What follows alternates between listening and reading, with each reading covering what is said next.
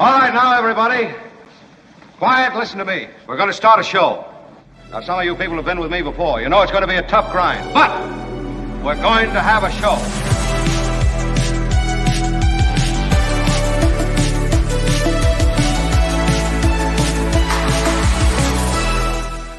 Oh, it is very exciting today. There is something very cool happening. Yeah. There's also some pretty nasty stuff happening. That's weather-wise, and we'll get to that pretty quickly here. But first, I want to recognize our incredible crew. Fresh-faced producer Albert, the commissioner of all things sports-related on this show. Albert, thank you. Welcome, Albert.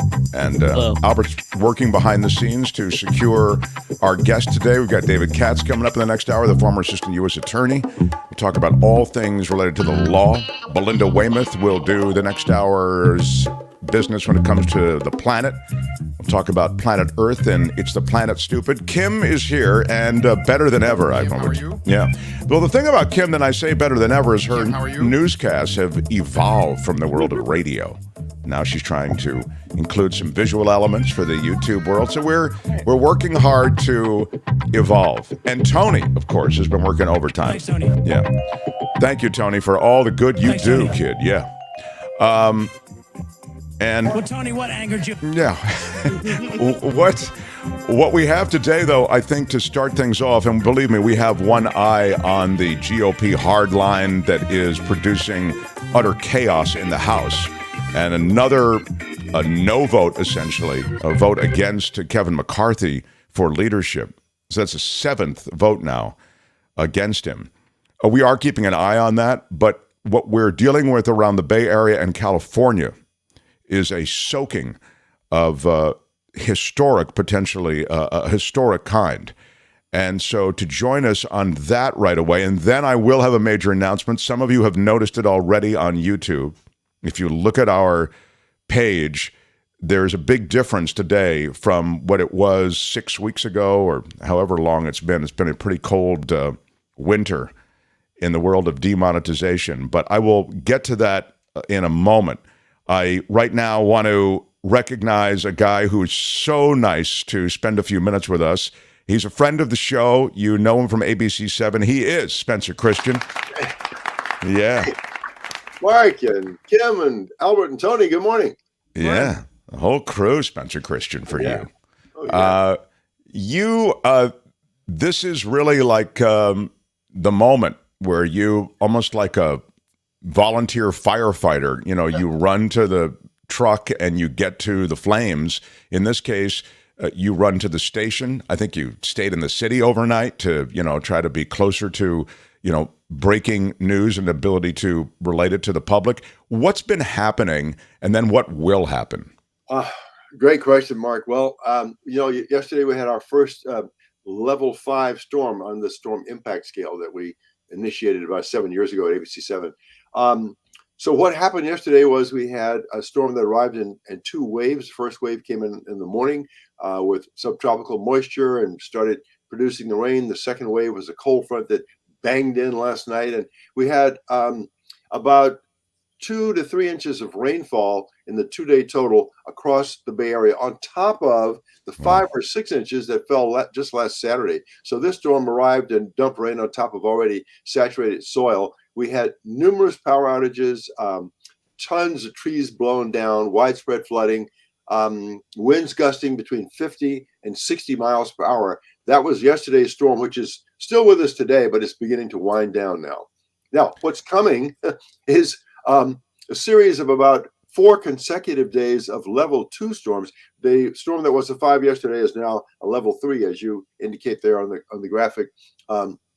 Scattered downpours today. A few isolated thunderstorms are possible because we've got a lot of instability in the atmosphere. Elevated flood threat all across the Bay Area.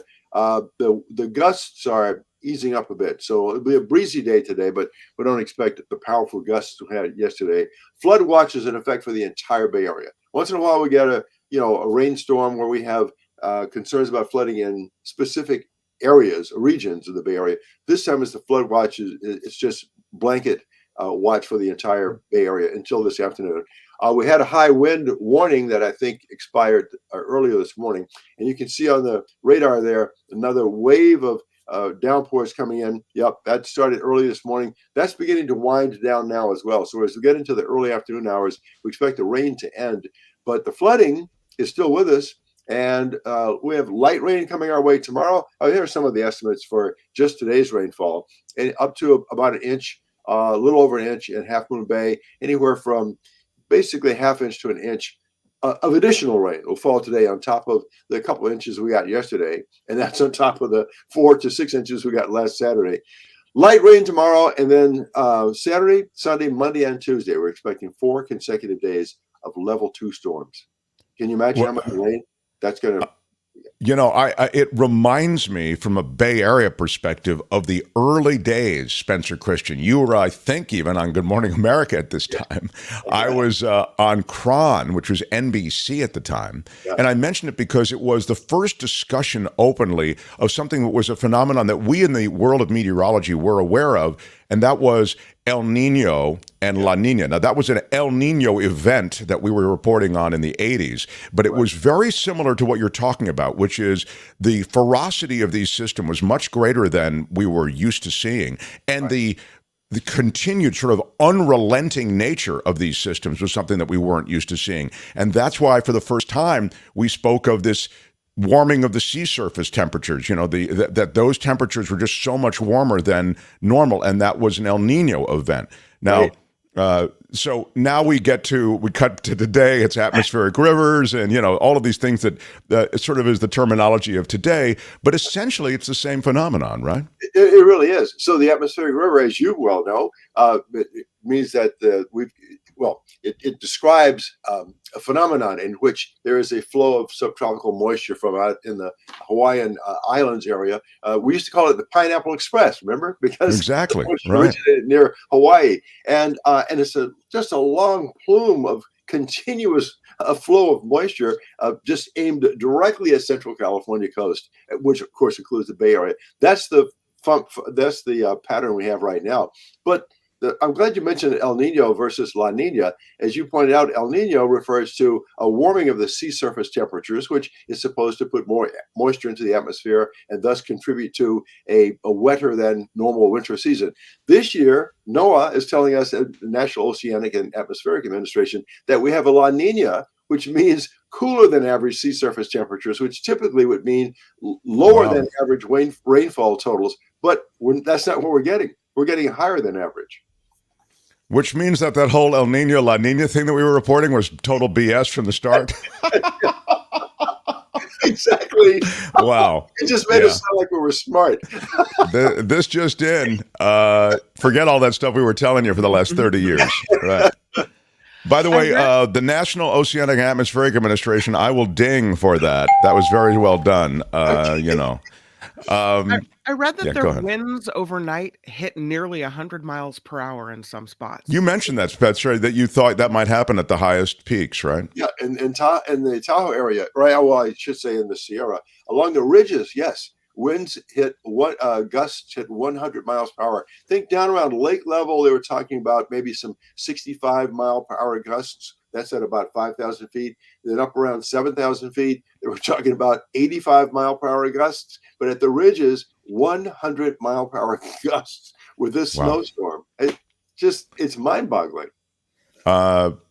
This to the important word from the Niners fans. Huge in Japan says, damn, going to the Niners game on Sunday, going to be wet. Will it be wet this weekend, Spencer? It will be, huh? It looks like a level 2 storm on Saturday and on Sunday. Yeah. That's what we're seeing right now. So that would mean maybe, I don't know, a storm that would produce about another inch of rain or more. But at the moment, though, we don't know about the timing. I mean, it's hard to say right now if, the heaviest rain. Sure, they might get the game in, is your point. Yeah, exactly. Yeah. Last thing, and then I'll let you go. I mean, it's so great that you spend a minute with us. The question that comes in on the chat, I think is sort of interesting. Gil says, didn't all the experts say it was going to be a dry year? This speaks to the difficulty of long-term forecasting. I mean, but I've kind of lost track. I know we were in the middle of a drought, and we still are in the middle of a drought, quite certainly. Yeah. But there's the drought monitor from ABC7, and anyway, tell us what was the long-term forecast, and how much confidence in general can you have in these forecasts for a whole season? I have a lot of confidence in the long-term forecast, long-range forecast, Mark, and you probably don't either, because we're very confident that we can forecast weather locally with pretty high level of accuracy for 5 to 7 days. But when you go beyond 7 to 10 days, it's a projection. It's a lot of guesswork involved. It's based on actual science, but it's a lot of guesswork because you know how quickly atmospheric conditions can change without any 7-day notice. Yeah, exactly. Right. Yeah. It's when you get beyond 7 days. And we get a 7 to 10 day. Spencer, has been working with this stuff for years, and you get that 7 to 10 day computer analysis, and out past 7, as you've just said, Spencer, the verifiability percentages go so far down that it's almost not worth relating it. But you can still get on your phone the 10 days because that's they just take that raw data and they crunch it. But yeah, I'm with you on this. I just think that climatology, it's influenced by so many different things. So they're really just looking at patterns over the many, many years and projecting that way. They're not looking at atmospheric events the way, for example, you just have with your forecast. Right. That's absolutely correct. And I think a lot of it, excuse me, the projections for this year was influenced by the fact that we had so many recent dry winters. Like last winter got off to a wet start, but then we had 3 months of no rain at all. I think that influenced the thinking on this year's long-term projection. Now, that may happen again. Despite this deluge we've had recently, we could find ourselves at the start of another 3-month pattern of dry weather by the end of this month. It's just hard to know. Yeah, it happened last year, right? As you say, I mean, right. just we were drenched in December. We thought, oh my God, this is the greatest. Right. I was planning a trip to Tahoe. I remember for February, and by February it was like, they're skiing on rocks. You know what I mean? Had been no snow. Yeah. So right now, they've got huge snowpack, way ahead of the average for this time of the year. As you just saw in that drought monitor map we put up here in the Bay Area, we have now put a dent in the drought. Areas that were under severe drought just a month ago are now under some moderate drought. But if it dries out and we get no rain between February 1st and May 1st, will we be right back in the severe drought category? And the fact that the storms keep coming, even though the severity of the storms is not what it was, still presents, as you suggested, throughout the Bay Area, the threat of flooding. Yeah, that's right. Okay. That's right. And that threat's probably going to be with us well into next week because of this lineup of additional storms coming our way. Yeah. Kim and collected group, I'm about to excuse the witness. If you have any last questions, so ask them now. Light rain now, but more rain pumping back in. Saturday, apparently, the Russian River is expected to hit way over flood stage. Mm-hmm. So today it was at or near flood stage, or tonight it will be, and then 40 feet for Saturday is what we have. Flood stage is 32 feet. Oh, is that what it is? Yeah. I knew it was very near flood stage yesterday, and so I'm not surprised it's at or above flood stage right now. Oh, it's supposed to be tonight. The flood stage is 32. 32. The forecast is that it will be either 32 or 33 feet tonight, and then the real punch comes Saturday when it will be 40 feet. And so people are being told to leave and get out in these low-lying areas. Yeah, they are. Maybe things will change a little bit tomorrow if the light storm that's coming in tomorrow is lighter than we even expect. But if we get the punch we're expecting on Saturday, people should be preparing to evacuate. If they can. If you can afford a hotel room, or if you got a family member or a friend with an extra bedroom, go stay there. Get away from the river. Yeah, that is a floodplain that those residents know. I mean, it's painful, but they know that's a danger and a threat during the winter months, particularly with all these storms. So, hey, you're the greatest to spend time with us. You'll appreciate.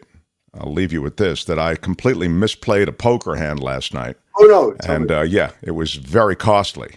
Yeah, there's the one thing when you get bad luck, but when you get bad luck and you didn't play it right, I feel like I steered right into the bad luck. And I thought of you. I thought Spencer would not have made this mistake. I might have.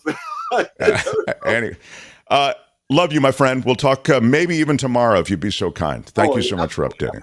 I'm around. Yeah. Okay. Appreciate it. Yeah. Spencer on ABC 7. Spencer Christian, everybody. The Mark Thompson Show.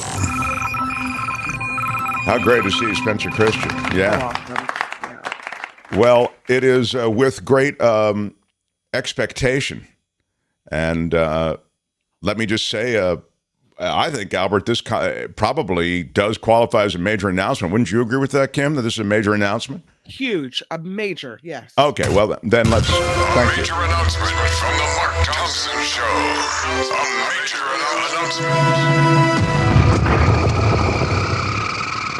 announcement. As you may have noticed, if you look at our YouTube channel, we have been remonetized, everybody. Yeah. Words I've never said in my life. You just heard it for the first time. The YouTube horror where we were demonetized because of a clerical mistake, that has gone on for a long time. And I'll be honest with you, as I always have, it really put us in a tough position financially, and we've been trying to stay afloat through it. But it was getting harder and harder. And many of you, and I want to recognize that, and then I want to recognize some of you who stepped up already. It's really cool. We've got such a great community on this show. But many of you stepped up and moved to the Patreon platform where we are. We told you to go to themarkthompsonshow.com. It's still there, and it's still a great way to contribute. And you see it there. Visit themarkthompsonshow.com. You click contribute. You can go to Patreon or PayPal. And a lot of you went to Patreon and a lot of you went to PayPal and supported us that way. And that was crucial and has been important. And there it is. That's what the website looks like. When you go to themarkthompsonshow.com, you can become a monthly patron and you can support this show and be part of this community. And many of you did that. And on PayPal, they offer you the same thing. You can make it a monthly contribution. You can make it a one-time contribution. And you've been generous, you know. And I want to thank you because literally, because of the demonetization, we were losing a lot of altitude, and I had real anxiety about how to keep things going. And now we are remonetized, and it's a glorious day. It really is. So thank you for the super stickers and super chats. Now I have to ask you, Tony, I suppose, is coordinating when we do this. Tony, do we do this now, or do we do this bottom of the hour, or when after Kim's news, or Thanks, Tony. When do we do it? I think when we recognize everybody, it's after Kim's news. Usually we did it after Kim's news, yeah, kind of that transitional point. But I mean, we got 10 minutes if you. Okay, if you got something to talk about now, or Albert, did you want me to? Albert, thank you. Did you want me to do it now? When do you want to do this? They're pouring in now. Let's get it out of the way. And yeah, let's celebrate. all the. I do want to. I really do want to. I want to show the love to the people who showed us the love. You know what I'm saying? You get what I'm saying, right? What? I think I made myself clear. So, I almost forget how to do this. But let's look at the donations that have come in today through super stickers and super chats. Sharon Kidd, Happy New Year, Mark Thompson, and Kim, Albert, and Tony. Mark, your interview on KTLA is fabulous. Enjoyed it. Love your voice. $100. Wow. I'm not gonna cry. I'm not gonna cry. It's really kind. It is cry-worthy, baby. I'm not gonna cry. I'm not gonna cry. I'm gonna big shout out. I'll give you a big shout out, Sharon. You're a supporter. We love you. Thank you. I'll give you a second big shout out. Yes. And I'm going to give you a thank you very much. A Will Smith. Thank you so much. Thank you so much. Sort of what I wanted to give you. Indeed. Something British. Something. By the way, I love my Mark Thompson pillow, shirt, and coffee mug. That is the hat trick. That's the hat trick, Albert. The pillow, shirt, and coffee mug. Yes, you're officially in the cool club. Well done.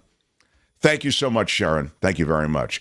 Joanne Blixendorfer is a massive supporter of ours for all the hard work you did in getting the super chat working again. Joanne, thank you. I'm not gonna cry. I'm not gonna cry. I'm not gonna, but I'm not gonna cry. I'm not gonna cry. And I do want to give you a big shout out. Big shout out. Yeah. I'm already in tears. It is really great. Thank you so much. And Thank you so much. And British. Thank you so much. Well, thank you so much. I feel, again, Joanne, thank you. Thank you from all of us here at the Mark Thompson program. Northside Service Company, shout out. What's going on, Northside? Big shout out. Here's a little something to help kick off your newest round of funding. That's Chris. That came in before we were even on the air today. Chris, if I needed service, I'm headed north side.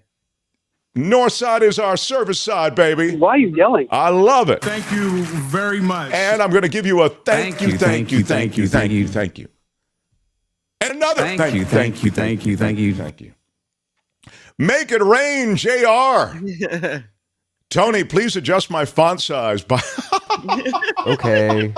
Thanks, Tony. I've made a note. Look, writing it down right now. JR This is very, font. very good. JR font size, please. Okay. I'm not fixed. Not going to cry, but these are very substantial. JR, thank you. Give you a big Dan Ashley shout out. Big shout out. Yeah. And very, very cool. Joanne Quigley with a super sticker for $50. Thank you so much. Thank you so much. Thank you so much. Thank you so much. Thank you so much. Thank you so much. I love that. Oh, thank you very, very much. Really, really. I'm going to do it. Thank you. For all of you. Really, really great. I'm so encouraged by this, and this will make a difference in helping us maintain momentum. So it's not done. Lynn, also a great supporter of the show. Lynn, I'll give you a big shout out. Big shout out. Thank you for your contribution today. I knew you could do it, Mark, says Lynn. Well, I'll tell you, I'm today going to pass on some information that you can use when dealing with what is an increasingly frustrating customer service environment in all sorts of technologies. This may be, you might find this with airlines, you might find it with old school things that have now gone new school, right? That's why I mentioned airlines, travel. You want to get a hold of somebody, but you can't get a hold of them. You have to deal with their website. There are any number, the PG&E is like that. There are any number of things that affect your life daily, and to get customer service, you have to deal with them on the web. The reason I want Jefferson Graham to join us, which he's going to do, and he's got really great tips. He'll put like a specific face on what I'm talking about, is that Jefferson Graham helped us get this to happen. Now, he didn't know anybody at YouTube that he connected us to. He didn't do anything, but he saw how frustrated I was becoming, and it's all, I mean, you could ask Courtney, I was becoming like obsessed with this because this is the life and death of the show, to be honest. I mean, if you demonetize my channel, I have no way to employ people. I have no way to keep this going. We just go away, So I should have said that after the KGO went belly up. I've been demonetized. It is a weird, the vernacular of YouTube is totally strange. Demonetization, who in vernacular is a dingword probably. Now, if anybody gets a new job, they can say, I've been remonetized. Yes. Yeah. So Jefferson heard that, and I'll tell the story a little bit, and I'll keep it short, but just to give you a sense of what he did to help me and help us in this channel, but how his advice can help you in dealing with whatever frustrations you have with a lot of these tech entities. I do want to ask you, Albert, did you send a link to Steve Moskowitz? I thought I did ask you that before, but just in case. Did. Good deal. Thank you so much. Thank you so much. Thank you so much. Yes. Well done, Albert. Were we done thanking the people? Because I think we have more people to thank, no? We have more people to thank? I don't know. This is overwhelming, all the thanks. I'm not gonna cry. I'm not gonna cry. I'm not going to cry, but I'm just saying. This is all cry-worthy. So thank you all for stepping up today. It's our first day being remonetized. We're really excited. And it has been an excruciating process. And I don't want you to ever go through this process that we just went through. So what I'd like to do is, right after Kim's News at 10:30, share with you, not our whole thing, don't worry, but the stuff that applies to you. The stuff that would apply to your ability to get something from a customer service standpoint changed and get attention paid to your situation. That's the problem. There's so many people with these, in deep space of customer service where they say we're working on it. And it took a couple of jujitsu moves to really make them focus. And still we had to wait as long as we did. So, yeah, I'm a little... I'm not gonna cry! I'm not gonna cry! I am in that place. Yeah, I know. I saw that verklempt. All right, let's take a break for Kim's news. The Bay Area is soaked. When we come back, we'll talk to Jefferson Graham, who will, as I say, tell you about different ways to interact with technological firms that may otherwise lose you in the customer service mess. And increasingly, regardless whether you may be buying something online, you may be traveling and trying to change something, no matter what your situation, it'll be good information for you. When we come back also, I'll touch on some of the weather-related events. Kim will have them in her news as well. There he is. Hey. Can I talk to Steve real quick before... Yeah, good. Do it. Go. Yeah. Because I want to... The Mark Thompson Show. How about it for Steve Moskowitz, everybody? Steve, so cool that you're here with us on this rainy day. The soaking. But sunshine in our hearts, and your show is brightening everybody up. Oh, come on with that. I mean it. I told you, I've been a fan since your Fox LA days. You really have been. I mean, it's so cool. Steve approached me about being part of the show hours after we were off of the old station. So very, very cool. And it's with great pride that, I recommend your services and have you a part of this show. I really, am so proud of the work that you've done for so long around the Bay Area. So when it comes to what I was talking about the last couple of days, setting up a business for the new year, trying to get a new project going that is maybe going to give you some side hustle money or revenues.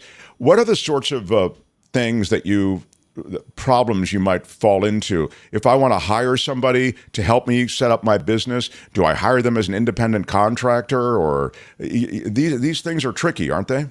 Traps for the unwary. And especially now, there are so many people that used to qualify as an independent contractor and now should probably be employees. So the first determination is, if you hire somebody, are they truly an independent contractor? Independent contractors still exist, but you have to make sure that they're truly an independent contractor. Then what about insurance? There's all kinds of insurance for all types of things. And here, everybody is so happy here, especially in California, where what type of insurance should you have? What type of things should you do to protect your assets? For example, should you incorporate to try to give you some protection against somebody suing you and taking all your personal assets? Cash flow is so important. Most small businesses that fail, it's not that the business idea was bad. It's they didn't have enough cash to weather the storm. The big companies, they have lots of cash sitting around. The banks will lend them all they want. But with a small company, it's a different story. So are you taking money in as equity? Are you taking money in as a loan? What are your reserves? Do you have an exit strategy if things don't work out? So these are questions that with clients, you review all of these things even as they try to get off the launch pad. Well, sure. For example, there was a client I had years ago, and he was a great cook, and his dream was to open up a restaurant cooking his specialty. And fortunately, he asked me to help him with the lease. And I looked at the restaurant, and it was a beautiful place. It just fit his personality perfectly. But the problem, I said, look, assuming you have 2 sittings a night and you work 7 nights a week and you're always full, there's never a chair empty. This place is so physically small, with what you'd be able to charge, you won't be able to even pay the rent. It's not going to work here. But, again, somebody's dream, they don't think about that. I'm the best pastry chef in the world, and I'm going to make these blueberry pies that just people are going to line up for miles to buy my blueberry pies. Well, maybe they will and maybe they won't, but you get involved with things like, well, okay, what are the costs? And maybe the reason your blueberry pies are so good is that your cost for a blueberry pie is $10, and the lesser pies, the cost is $1. And you have to sell them for a lot more. Will the market accept that? So there's all kinds of things you have to think about. And it's, when people think of us, I'm so well known for tax. There's a lot more to business than tax. And obviously tax is very important to us. We'll never forget about that. But there's so many other things. Basically, one of the services we have in the firm, we call it success planning. Rather than just go out and spend all your money and then fail, we actually meet with clients as often as monthly and go over things with them, give them all kinds of business advice. Sure, we'll do their accounting and their taxes and their HR, but it's not just, okay, here's your cold papers. A business lives and breathes and feels. And the bottom line is, that's what we actually call it, success plan. We want our clients to be successful. And we do everything we can to help them along that. And there's so much you can do. And that's why these things are so intertwined, like with your accounting records. It's not just for taxes. Most people think of accounting as, that's the pain I have to go through for that once a year filing a tax return. That's just part of it. And not to mention the tax planning. But you have a situation where you can use your records for profit. For example, suppose you're selling 10 different pies and you're making a profit. You say, I've done a good job. Look, I opened up my business. I sell, all kinds of pies and I make a good profit. Well, let's take a look at the 10 pies individually. And we find out that 3 of the pies we actually lose money on. 7 are profitable.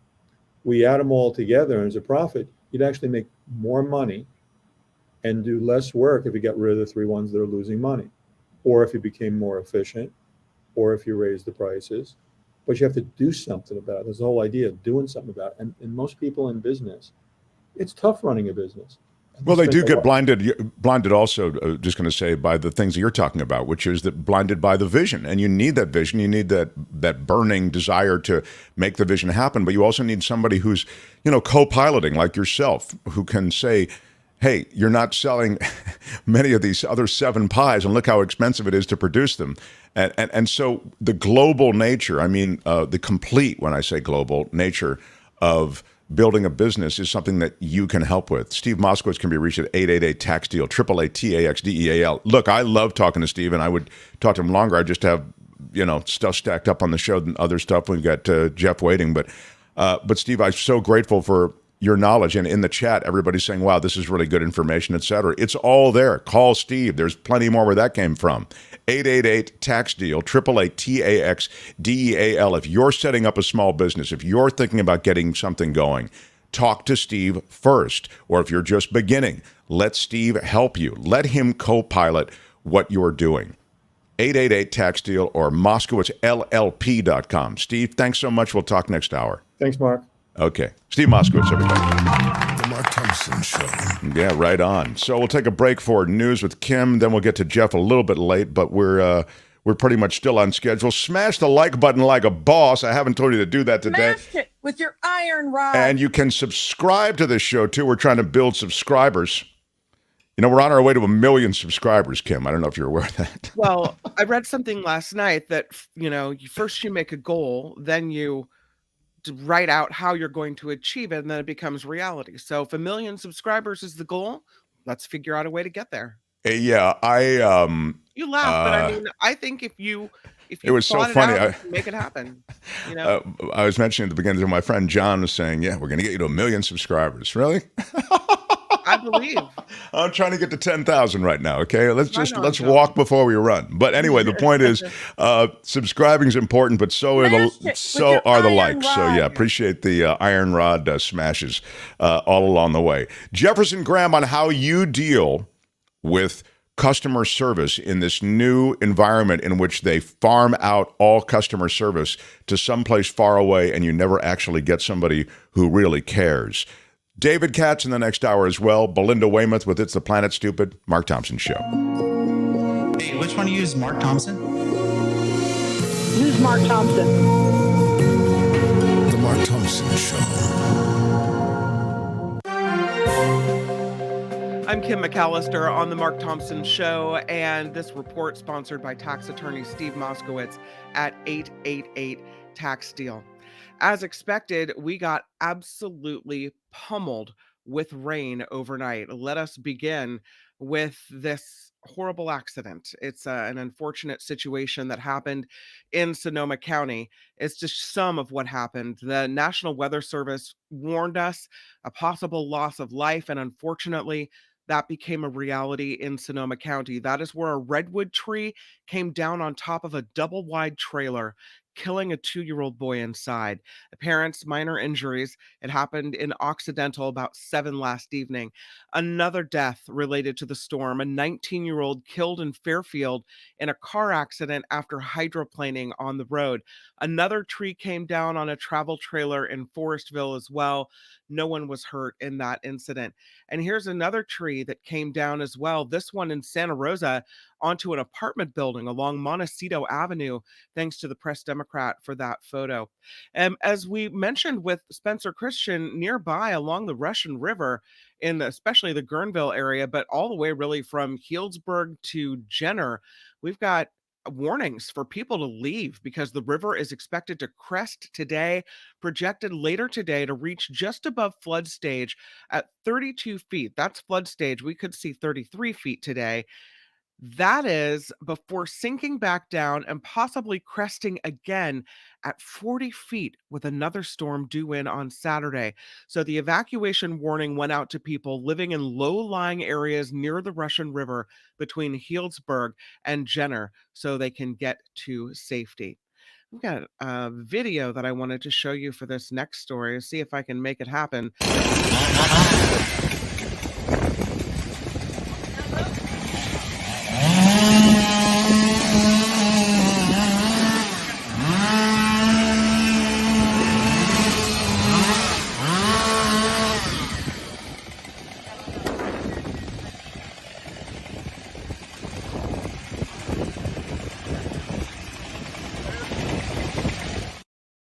Those heavy branches to get everyone out of that. So I'm sorry, where was that? We couldn't hear you. That was that was in the city, or where was that? In San Francisco, Larkmont Yeah, it looked like the right city. near Civic Center Plaza. Wow. Yeah, the tree came right down on top of a car carrying a family. So Oh my gosh! So what happened to the family? I'm sorry. Go ahead. As you saw them cutting up the branches, the family was still inside the car. They had to cut up this tree. That you saw those branches were thick and heavy. They had to cut up the tree, and they say that the family is okay and that everybody is fine.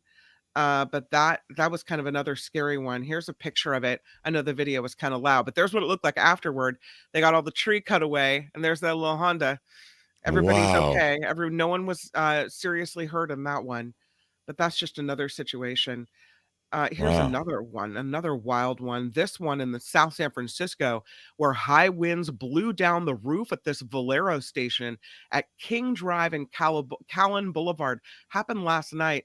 Took a couple gas pumps with it, as you can see there. And so a lot of reporters standing in front of it this morning doing their live shots from this Valero station because the roof just did not survive it. So that is a taste of the damage around the Bay Area. Mudslides closed major roads yesterday.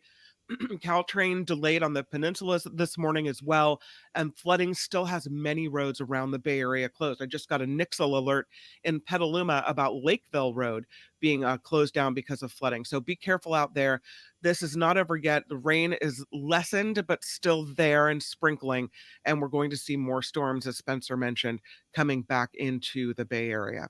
Let's go to politics now, where 7 is apparently not Kevin McCarthy's lucky number. It's because the California Republican once again doesn't have enough votes to become Speaker of the House. Conservative Republicans banded together since Tuesday to keep him from getting the necessary votes. CNN reported last night McCarthy made big concessions, like agreeing to a rule change that would allow a single member to call for a vote to oust a sitting speaker, and agreeing to give more power to the far-right Freedom Caucus. That would change how bills get to the floor. So despite all that dealing, still another failed vote for McCarthy, unfortunately. Well, keeps going with all this. Russia, well, I don't know if I want to say unfortunately. I'll just say another failed vote. How about that? Yeah, that's enough. Russian President Vladimir Putin is agreeing to a temporary ceasefire. That it's the Russian what is it? The Russian North? Go ahead, tell me. Okay. It's a temporary ceasefire in Ukraine. The truce would be observed Friday and Saturday to mark Orthodox Christmas. Yeah, The order Russian comes Orthodox after Christmas. It's weird, huh? Yeah. It came after the head of the Russian Orthodox Church called on both sides to observe a Christmas truce earlier Thursday, as senior aide to Ukrainian President Zelensky called the church's plea a cynical trap and an element of propaganda. This is from Zelensky. This is a word from the Lord, and he's not happy. Yeah. So Russian President Putin is ordering a temporary ceasefire, but Ukrainian officials have not responded to Putin's order. So that's what we know so far, and we'll keep our eye on that one as well. Amazon. This is the Amazon Spheres in Seattle. The company laying off 18,000 workers, most in Amazon's human resources and their stores division. What? Yeah, another layoff, unfortunately. A lot of people in the new year starting it without a job. This is the town of Nipton, the tiny town in California making a big splash. A Las Vegas company bought the town of Nipton in San Bernardino County. Don't laugh. You may be vacationing in Nipton soon. This is outside of Los Angeles, or maybe I don't know, maybe 40 minutes outside of Los Angeles, east. There you go. Yeah. So this company is promising visitors will have an experience unlike anything else. No? Spiegelworld is behind shows at Caesar's Palace, the Venetian, and Cosmopolitan. It's created several online pages dedicated to Nipton, which is now being called Circus Town. The company plans to create the luxury accommodation and restaurant experience, so we may all be planning our next vacation to Nipton. Wow. Yeah. It's maybe, you mean Circus Town now is what it's called. Circus Town. Yeah. Nipton, Okay. the Circus Town. I don't know. Very. Yeah.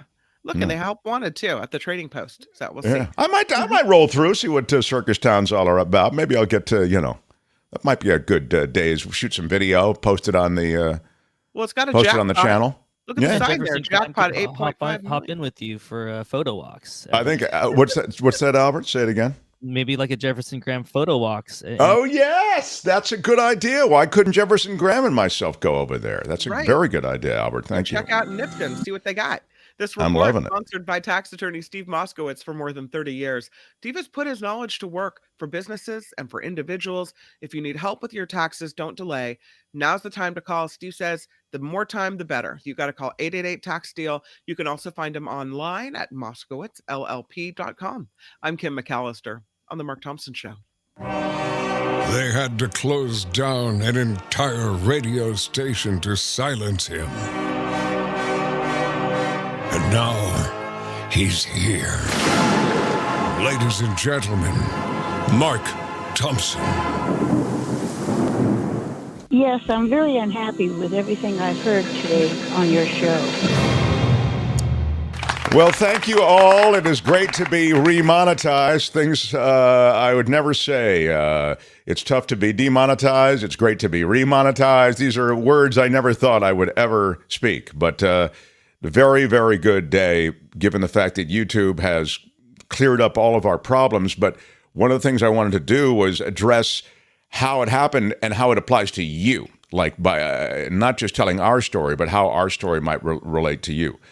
Tony, can I do that now? Albert, can I do that now? Or is this where I'm doing shouts? That's why I'm asking. Thanks, Tony. I say just go to segment. We can do. Can we do them because I want to get to Jeff. He's been waiting. So we're a little running. Yeah, I wanted to Albert. Thank you. Albert, thank you. The deal with our whole mess with YouTube for monetization was that we were dealing with a clerical error, and we began to address it on our own. And then it became something that just, as I say, took us over. It engulfed my life. I was bumming. I was seeing this world of our channel beginning to lose altitude financially because we didn't have the support from super stickers and super chats and the monetization beyond that. And one guy sort of wrote in and said, is there anything I can do to help? And then he did something with us. He didn't have any connections or special. He just did something and suggested some things that I thought, wow, our audience could benefit from this. And they know this guy. And this guy is Jefferson Graham, everybody. He is, I think you're up for sainthood in this show's world for what you did with us. Thank you. You know him from... I get a Caesar salad. Yes. You do. I told him I'd get him a Caesar salad. Nice. Thank you. The Jefferson Graham Substack, of course, is at jeffersongraham.substack.com. I like that because once you subscribe, you automatically get all of Jeff's stuff in your email box. You don't have to like hunt for it. It comes to you, and it's really all terrific. And of course, he hosts Photo Walks on YouTube and in all the places that Photo Walks airs. So we're going to do some stuff today related to your Photo Walk series, but you would talk to me about maybe relating to the audience some ways that they can be helped in their efforts to tackle so many of these issues related to customer service. You just get lost in deep space, as we did with YouTube. Okay, well, there were two mistakes that Mark made. Now, no offense, Mark, but one of them was, I don't want to be overbearing. I don't want to be a nudge. I wrote them. I'm just going to wait for them to write back to me. No. You do not do that. And you don't let it sit. You just jump on it and you stick on it and you don't give up. So there's several ways to reach customer service. Now, these big tech companies don't want you calling them, and they won't take a phone call. Some of them may, but most of them won't. So your first option is always you want to call. You want to get somebody on the phone. And if that doesn't work, the email is not great. The chat is good because they're not allowed to hang up. And you just keep on going until you have an answer. And so when you find the chat, and it's always hard, but you find a way to get to the chat, and then you don't stop. When they'll say, here's a very helpful help article that you could read, and it will tell you how to do it. Well, no. It never relates to you. It relates to this mythical person, and there's always something wrong. And when they say, read the article, you say, no, do it for me. Do it for me. Let's solve this now. When they say, well, you read the article, here's how to do it. No, you tell me how to do it. Let's fix the situation now, and you don't let them go. And if you stay on top of them, you'll eventually get the situation resolved. The notion that this is something from John, keep asking for a supervisor, that wasn't something that you suggested. I mean, although we did look in our case, what Jefferson's suggesting is exactly what, once he was on board, we began doing. We began interacting with somebody every day. I first had sent emails. I'll tell you what he's told me. He said, send an email every day.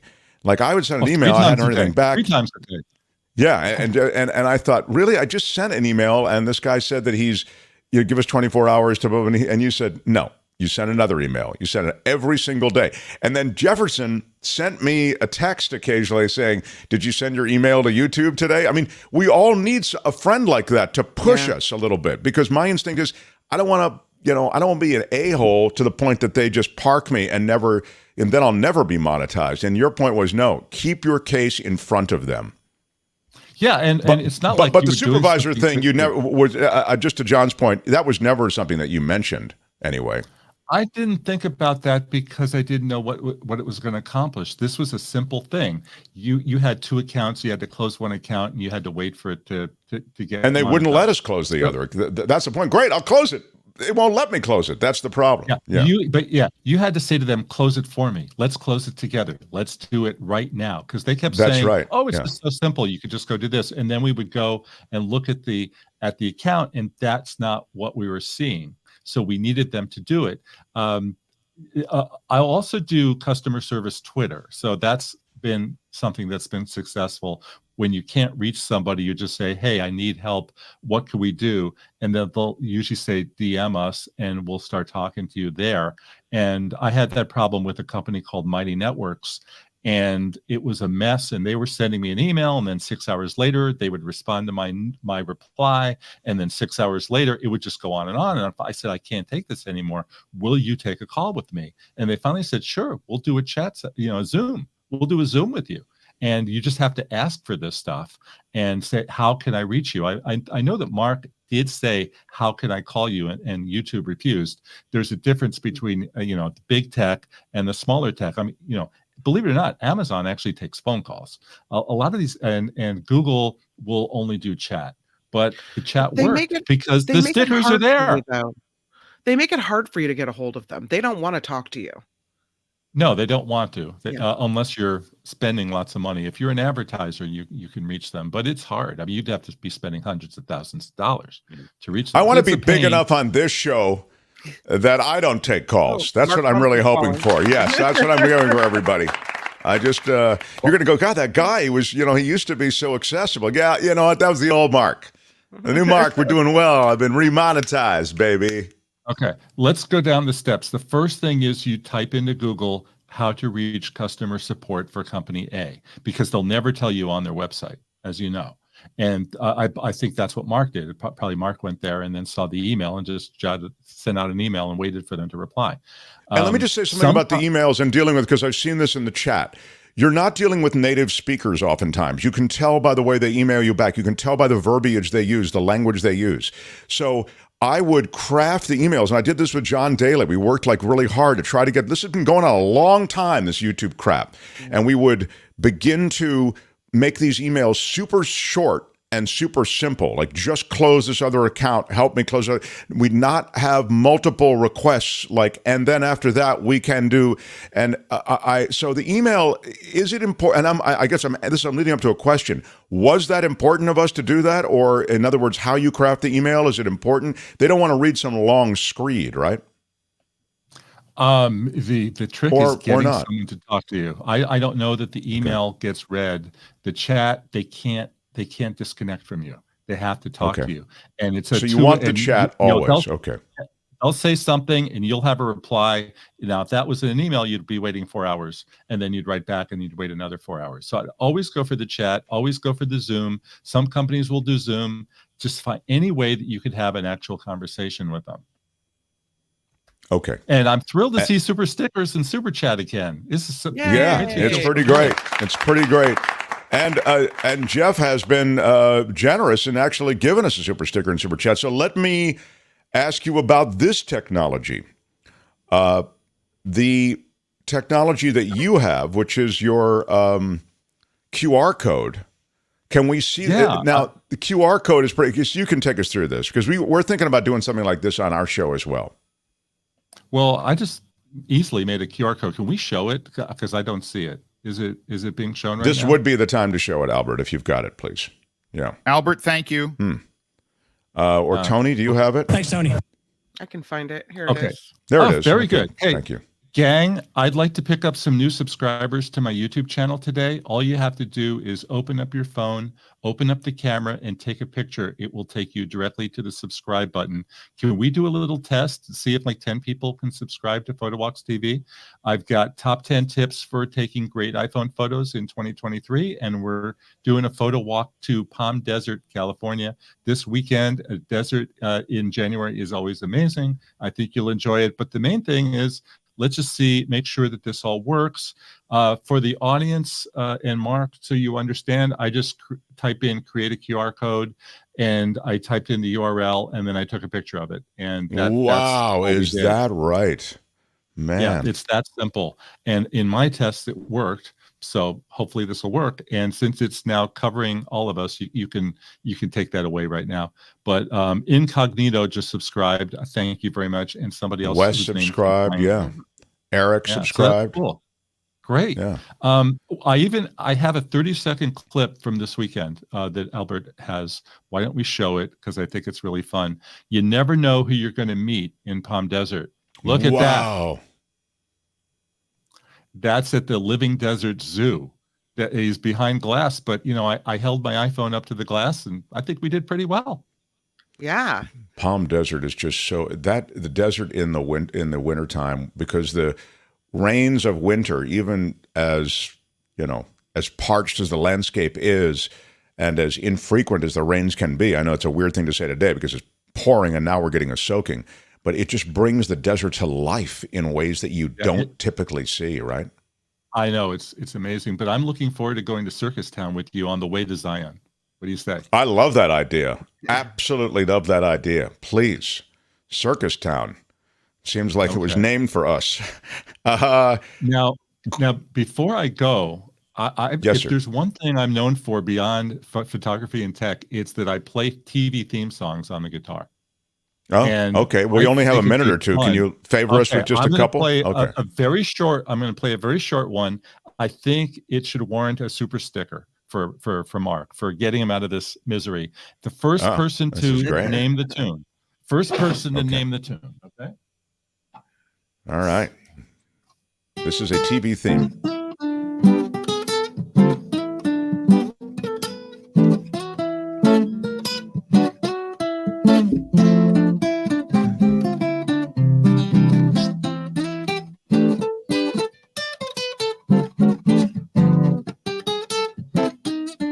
I Dream of Jeannie.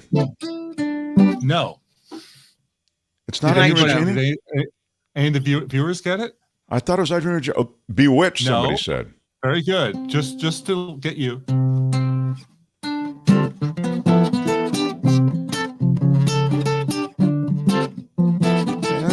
That's I Dream of Jeannie. Oh.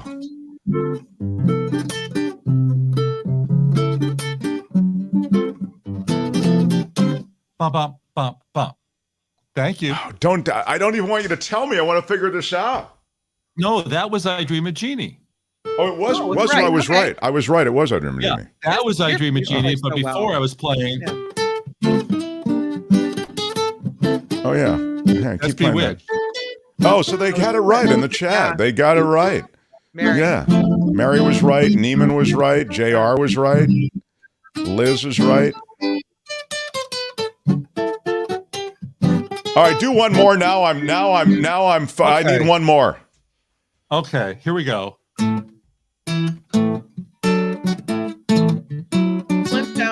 Flintstones, yeah. Love it.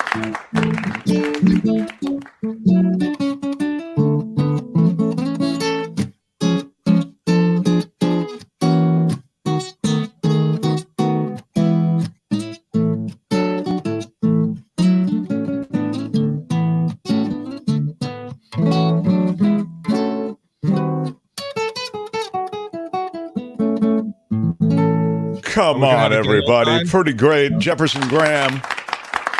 That's really fun. And I feel that we did okay.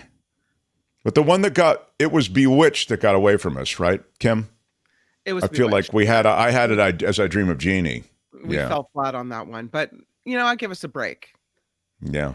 Yeah. By the way, nice new look, Kim. Did you get a new webcam? I haven't gotten a new webcam. Tony helped me with the tweak things a little bit so the walls don't look so yellow because I had settings wrong. So I'm still working on things in here. It looks really good. Oh, thanks. It does look good. Thanks, Tony. Yeah. Jeff, you're great. Thank you for joining us. And really, truly, I think without Jefferson Graham, we would not be monetized right now. The deep space that you end up in dealing with a huge tech company is a kind of deep space that you have no conception about until you actually end up there. And I was getting like borderline depressed about it. And Jeff said, we're going to get on there. We're going to get on the chat. And then he said this, Kim. He said, I'll come on with you. Let's do it together. We'll do the chat together. And we screen shared. And honestly, man, you were like my light in the night, so I thank you very, very much for that. Maybe savior of the Mark Thompson show.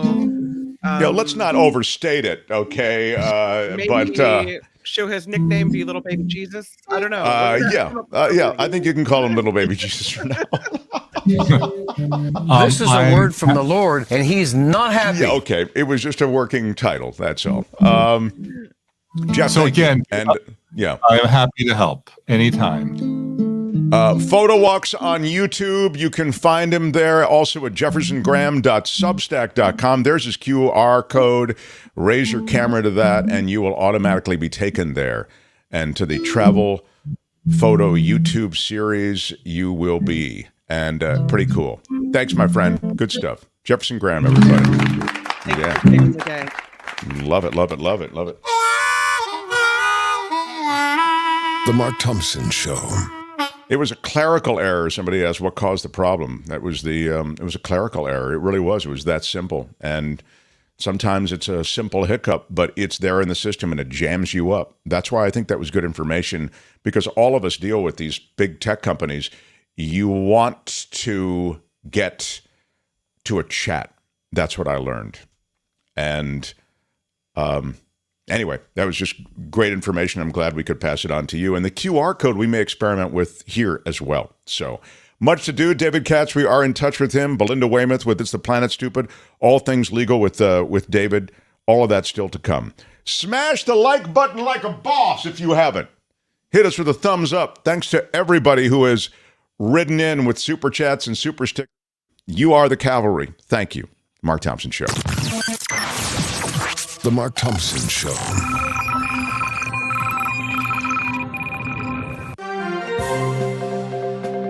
Good morning to you. I'm Kim McAllister on The Mark Thompson Show, and this report is sponsored by tax attorney Steve Moskowitz at 888 Tax Deal. Well, as expected, the rain moved in last night. It hit us hard around the Bay Area. Wanted to go to a video about something that happened in San Jose. They were warning people to get out, to leave, especially people that were homeless and living near waterways in San Jose.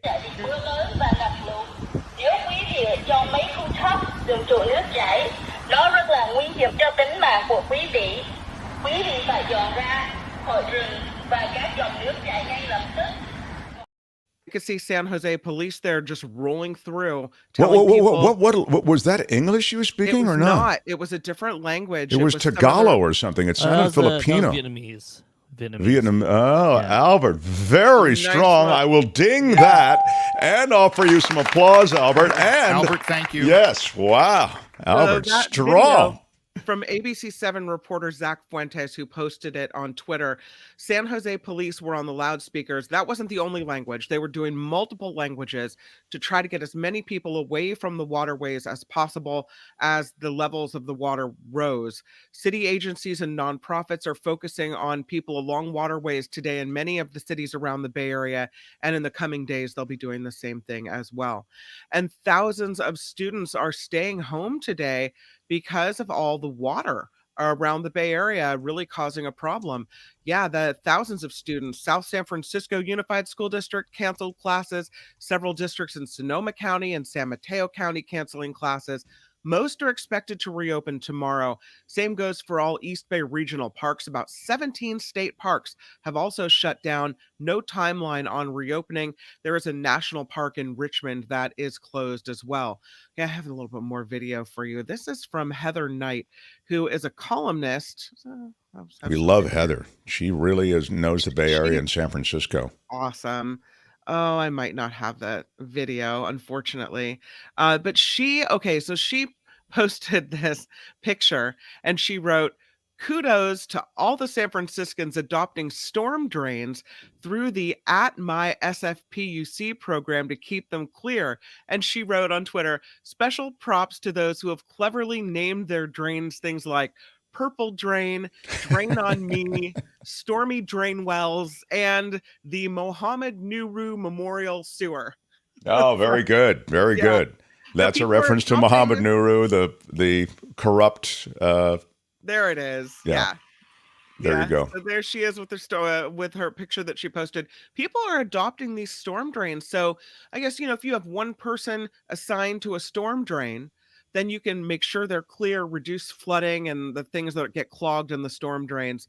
So yeah, but people are naming the storm drains in San Francisco. Albert, should we adopt a storm drain in the city, do you think? Albert, thank you. That would be a great, yeah. I think that's not a bad idea. Can we look into that? We have to come up with a good name for it, though, if we adopt one. I mean, yeah. Well, I think that's where we go to the chat and to our community and have them help us name it. But we have to get one first.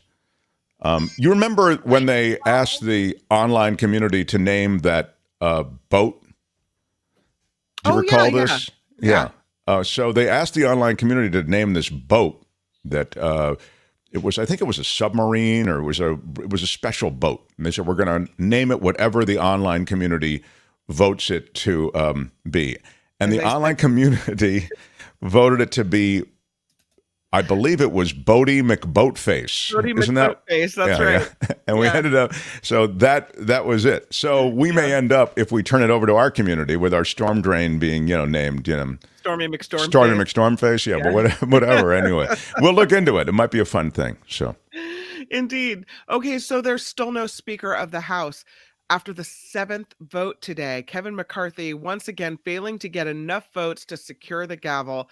Conservative Republicans really banding together. I have some video. And so now here we are, being sworn at instead of being sworn in.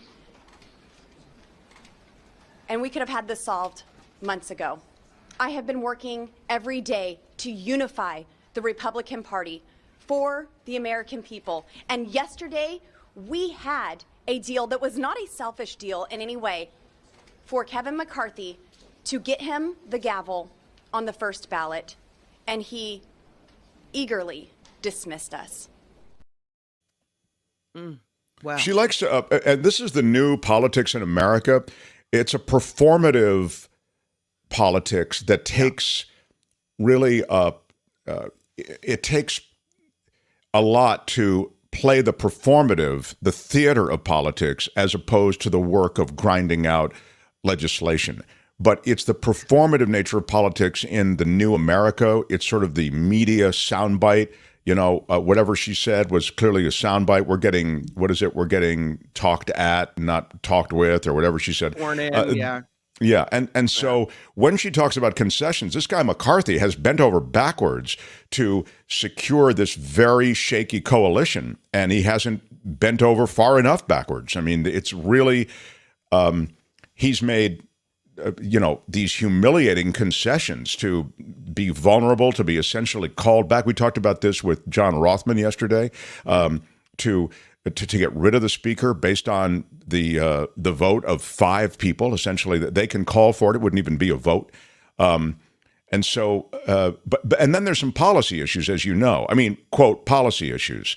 But there are the hostage that they are holding Congress right now to these concessions that, as I say, have already been met.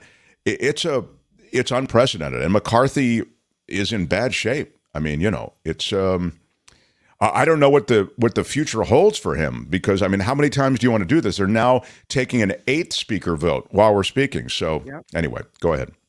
Yeah, I'm watching the vote, and it just appears that we're still deadlocked over this whole thing. The 8th round has started, and it's it doesn't look like the results are going to be any different. I mean, the number 2 Republican is Steve Scalise. Steve Scalise is a real right-wing dude. Okay, you may know Steve Scalise's name because he was one of the guys shot in that softball game. But he's the sadly, but he's the congressman from Louisiana. I think he's the number 2 Republican in the House, and he's really, as I said, and I said this to Rothman yesterday, when you get past McCarthy, who I think is a loathsome guy, you get to other even more loathsome creatures, and it's sort of pick your poison here. Scalise may be another venomous choice that they end up making, and we end up with as controlling the House. We'll see. Yeah, we're going to keep our eye on that one. Let's go to Damar Hamlin, because there's some new information today about his case. The folks at the hospital say he is showing remarkable improvement after suffering cardiac arrest during a game on Monday night. In a statement, the Buffalo Bills said Hamlin remains critically ill, but is neurologically intact. That is huge news. He is recovering at the University of Cincinnati Medical Center. His agent also telling CNN Hamlin has been holding hands with his family. So there are some signs that he may make a recovery. So that's good news for them. I'm very happy to hear that. There is a story out of Oklahoma that the sheriff's office is helping find someone. I don't have a picture for this one, and I didn't want to use a picture of the original, the real Johnny Depp, because but the Oklahoma County Sheriff's Office is asking for help to find someone they describe as a Johnny Depp duplicate. Authorities say the Depp doppelganger is wanted for stealing several credit cards and using them at multiple stores in Oklahoma City. Officials say the suspect was seen driving a maroon sedan First clue that it's probably not Johnny Depp. He'd be in a limo, right? Anyone with information on his whereabouts is asked to contact the Oklahoma County Sheriff's Department. So if you see what looks like Johnny Depp, but maybe not exactly Johnny Depp, 911. This report sponsored by tax attorney Steve Moskowitz. For more than 30 years, Steve has put his knowledge to work for individuals and for businesses. If you need help with your taxes, it's all about Steve Moskowitz at 888-TAX-DEAL or MoskowitzLLP.com. I'm Kim McAllister on The Mark Thompson Show. You found The Mark Thompson Show. You lucky mother.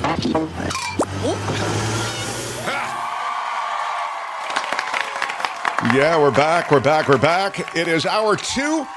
We are remonetized, so if you want to smack us with a super sticker or super chat, you can do it. But either way, smash that like button with your iron rod and give us a thumbs up. If you're watching in replay, you can do that as well. By the way, if you're watching in replay, I haven't said this in a while because it's been so long since you've been able to do it.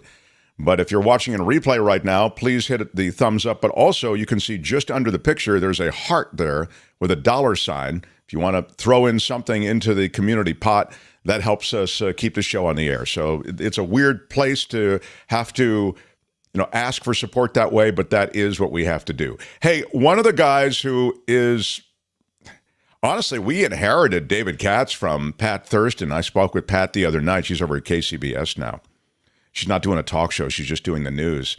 But it's when he was on her show, I said, that's the best guest on KGO. Period. Full stop.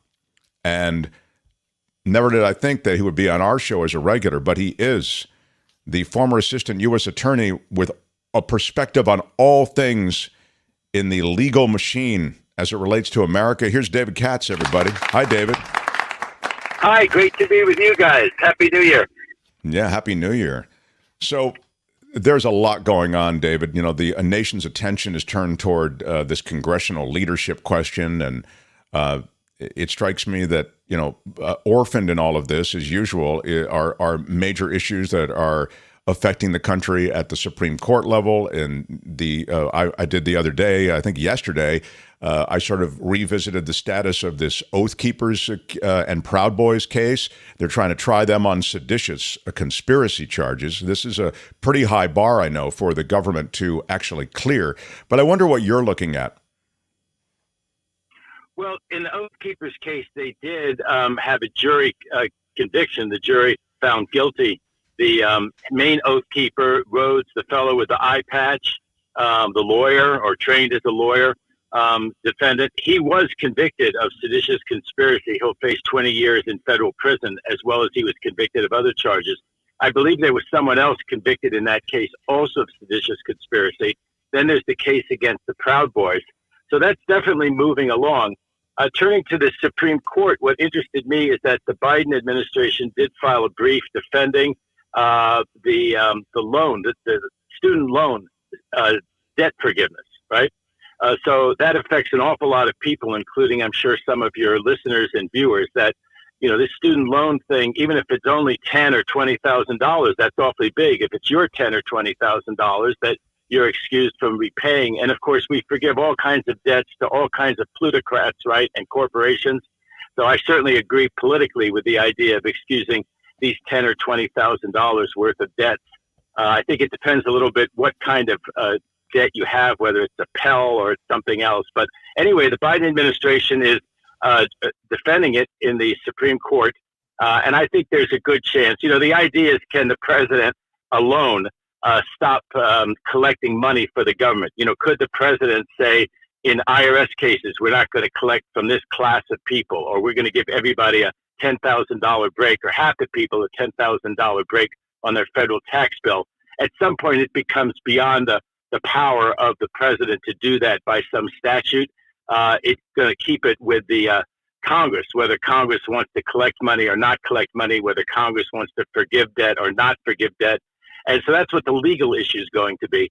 But I think, Mark, the whole country is talking about the Idaho case, and you have a guest, namely me, who's both defended someone charged with murder and convicted as a federal prosecutor, somebody of first-degree murder for killing the postal carrier while she was out on his route. So bring it on if you have questions about the Idaho killing in Coburg. That really is a great surprise. I wasn't aware of your background there. And I know that in the case today, I mean, this just happened, the affidavit was released.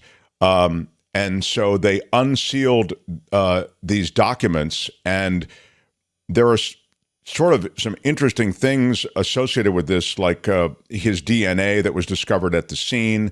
They've got a preliminary hearing scheduled, I think, for the 12th now of this month. And I thought the other interesting detail, and then I'll let you speak, was that the cops stopped them, I believe, twice. This is his father, and he and his father were driving across the country. They stopped the two men in this car twice at the request of the FBI. The FBI was also tailing them. And when they stopped them, the cops, they had a brief interchange in which they asked, "What are you doing?" He said, the alleged murderer said, Brian Kohlberger, I guess his name is, "We're just going to get some Chinese food," I think he said, or something along those lines, or Thai food, or something like that. And his father said, "We're driving across country."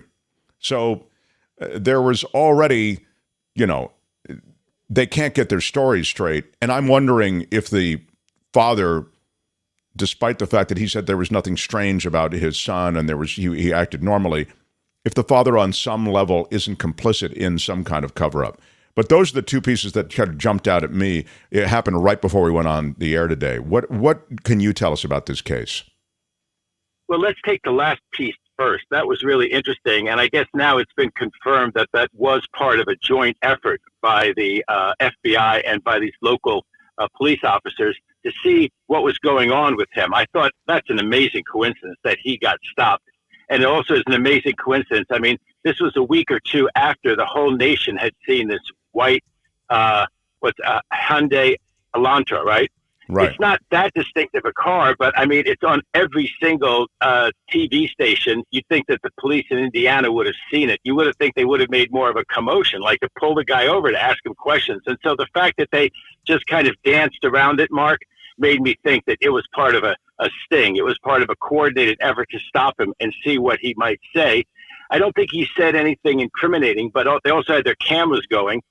Somebody thought it was important that there was a bruise on his wrist. I haven't followed the case that closely, but apparently you could see that. It was that granular, the photos that they took. And then the fact that they stopped him twice, you wonder if you're sitting in the control room and you're the FBI thinking about this, you think, wow, the second stop, is this going to make the guy hinky? Is he going to maybe drop his dad off and go somewhere? Is he going to get rid of the Hyundai?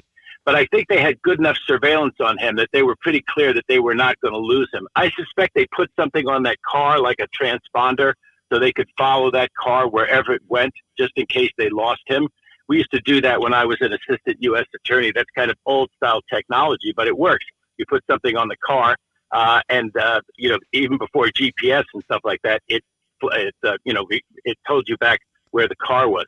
So I think that was an interesting aspect of it. Now, Mark, his dad, I think it was, brought up something about, there was this terrible incident, but it was at WSU, and apparently at Washington State University, there had been a killing, but just one killing, and apparently with a gun, not with knives.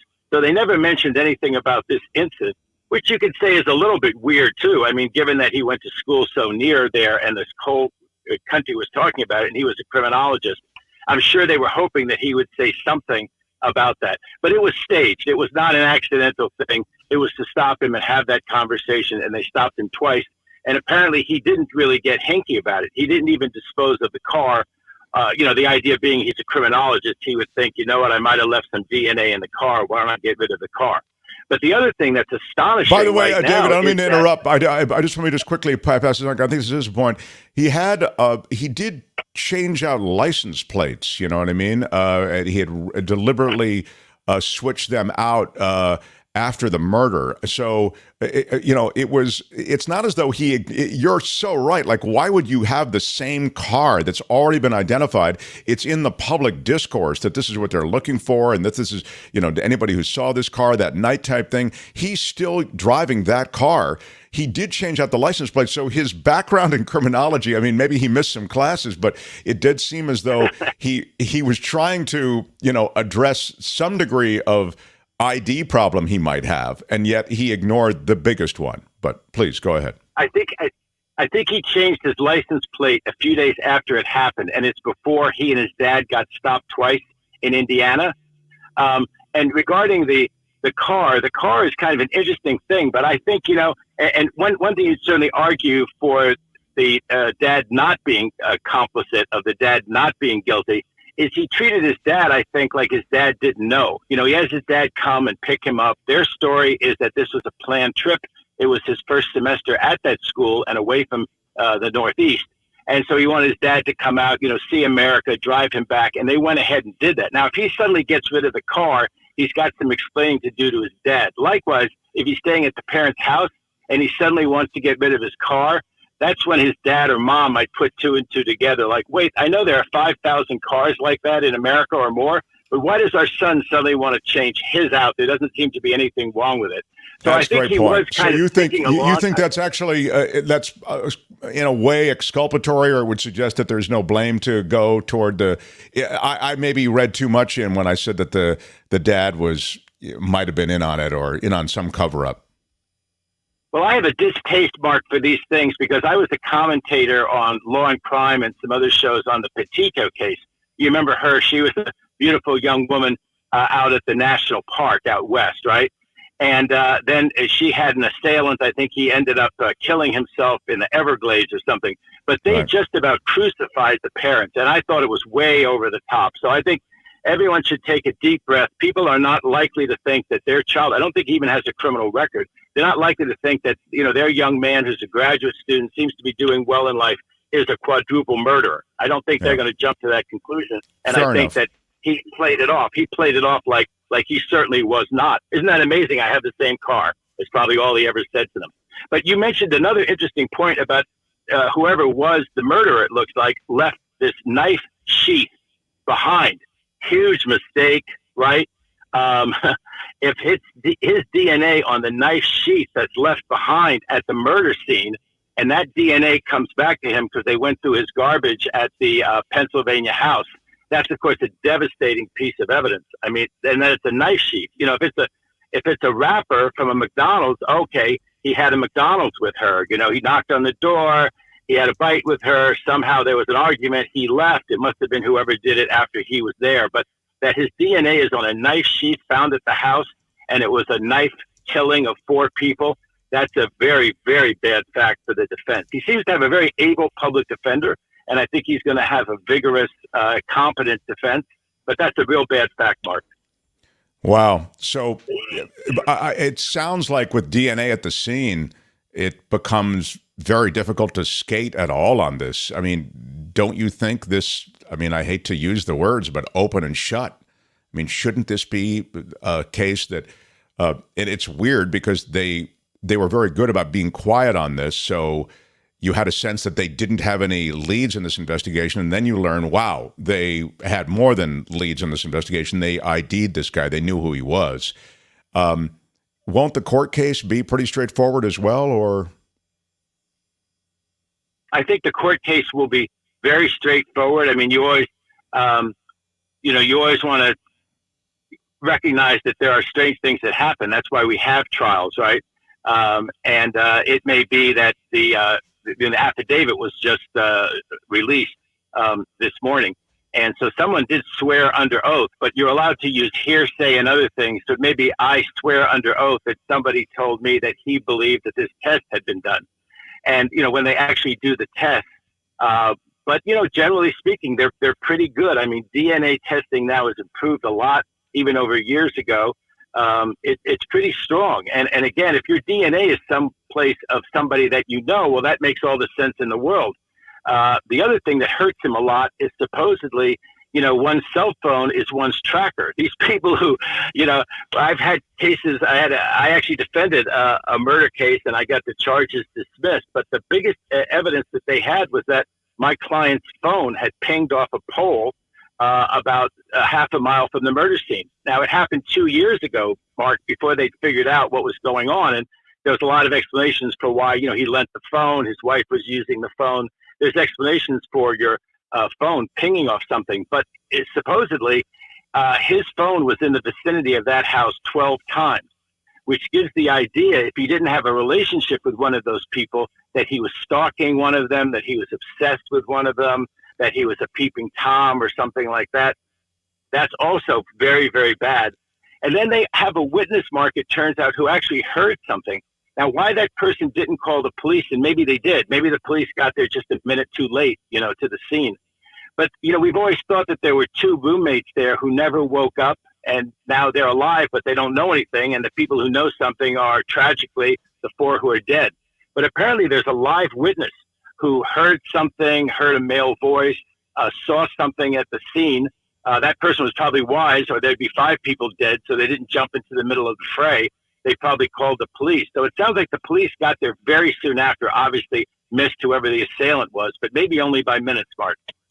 The question comes in, and we'll wrap up, but David Katz, such good thoughts and takes on this. Champagne Wishes says, if the guest, meaning you, David, were to represent the defendant, how and what would he focus on? That must be a hard question to ask, but it does give us, you have defended in murder cases before, as you just said. Yes, there was very weak evidence against my client, as I say, was able to get the charge dismissed. But I think if you're going to be a lawyer and you're going to be a criminal defense attorney, you don't have to take any case. But if you do take a case, obviously you have to zealously defend it, within the bounds of ethics. But, you have to be in it to win it within the bounds of ethics. So if I were in this case, if I were the public defender in it, or I was retained by him or his family or something like that, if he can show some connection with those people, that would explain why articles of his were there at the scene. If he ends up having no connection with those people whatsoever, never met them, wasn't with any of them that night, wasn't let into the house, and then something weird happened, I just think it's very difficult to explain why your DNA is somewhere. And then it may be that he carried some of their DNA, even on his gloves or something like that, into the car. So that has yet to be done, I think, a thorough examination of the car, trying to find out what clothing he had that night. Again, those are all things that I think would cut against him. Certainly his family is smart to put out this story that the family's behind him, that they believe in him, try to show his side of the story. The court of public opinion is important too. But in the court itself, I think if they have this DNA and he has no connection with these folks, he's in very difficult shape. And then finally, if it's really overwhelming, we may be seeing a mental defense in this case. I don't know the law of diminished capacity or even of insanity in that case. Very, very hard to have an insanity defense in California, since we had the famous Twinkie defense that was made 20, 25 years ago in Northern California, and the killing of those. I think one of them was Harvey Milk. I think one of them was the mayor, if it's the same incident. The councilman or city councilman who killed him made this Twinkie defense. He got a diminished capacity. Most states have made it much harder to be found not guilty, or to be found guilty of a lesser charge on account of diminished capacity. But there may be some sort of manslaughter thing here, very hard to imagine with 4 victims. Let's assume for 1 second he didn't premeditate as to the first person he killed. The prosecution is going to argue that he formed premeditation before he killed the second, the third, and certainly before he killed the 4th person. He had ample time and did premeditate. So it looks like a first-degree murder case, but it's not impossible there'd be some kind of diminished capacity or diminished actuality as a defense ultimately. He is going to be in real trouble. I mean, as you say, there's a trail of DNA evidence and, stalking evidence. And what he's got going here is a situation. He's got a situation on his hands for sure. David, thank you. Fascinating. I didn't even expect that we'd have this treasure trove of information about this case. It's so interesting. We do Mark's Murder Mystery Mondays in Idaho, and this murder case has really been the centerpiece the last couple of weeks. So to have you weigh in on it, really, really cool. Thank you, my friend, and we look forward to next week. Well, thank you very much. I try to be a Renaissance lawyer, right? Not just do the U.S. Supreme Court, not just do those kind of intellectual cases, which are so fascinating. But, I mean, let's face it, a murder case. I actually started out being an OJ commentator in the media. That's what I did back on. I'd love to. I'd love to visit KCAL that. 9, Yeah. KCAL 9, OJ Tonight. That was how I got started being a media commentator. Well, at least OJ gives us something to the positive. Thank you, David KATZ. David KATZ, everybody. Good stuff. Love my David KATZ. The Mark Thompson Show. All right, Albert, we will do Belinda next. It's the Planet Stupid. Do we have time for Kim? I think we do, right? We have time for a newscast, don't we? Yeah. We have some time for newscasts, maybe some shout outs before the end of the show. We have a lot of super chats coming in throughout the show, so we'd like to thank you at some point. Very cool. Okay, so we'll do the super chats and super stickers and acknowledge all of you who stepped up on our first day of monetization. We're very excited to be remonetized. And we'll do those before the show ends. But next we'll do Belinda and the planet and news about the environment with It's the Planet Stupid. As we continue, smash the like button like a boss. Hit that thumbs up. If you're watching in replay, give us a thumbs up. And looking forward to getting into some news of the environment and the planet as it pours rain in California. Mark Thompson Show. I'm Kim McAllister on the Mark Thompson Show. It is raining again in Sonoma County. Just looking out my window, it's coming down hard again right now. And we got really hit with rain hard last night as well. I have some more pictures for you about what happened around the Bay Area. But right now I can tell you that there are flood warnings in place for Alameda and Contra Costa County. Flooding of creeks and streams occurring because of runoff from earlier rainfall. Forecasters with ABC7 saying that, flood warnings in place in the East Bay. So be very, very careful if you are in that area. If you're along the coastline, they're still asking people, stay away from the beaches. Some ocean piers came down amid massive 35-foot waves that came in. Tide surges as well, widespread flooding. This one is at Capitola, at the Capitola Wharf, which split. You can see the front of the pier right there, and then where it breaks off. So the storm really pounded the Capitola Wharf, broke it right into beaches from Santa Cruz County to Marin County, getting hit with big waves coming in. There were evacuation orders for homes closest to beaches last night in some areas. And again, people still being asked, stay away from the coast today. This just happening right now, Highway 17 in the Campbell area. A CHP officer injured after a 60-foot tree fell on him while he was working a crash scene along Highway 17 in Campbell. We don't know his condition, but this situation is ongoing, and we will keep you updated on the Mark Thompson Show and the Nikki Maduro Show with all of the storm incidents that are happening this morning, especially as the Russian River in Guerneville begins to crest. So we'll be following that as well. President Biden, though, making some new rules, rolling out new immigration restrictions.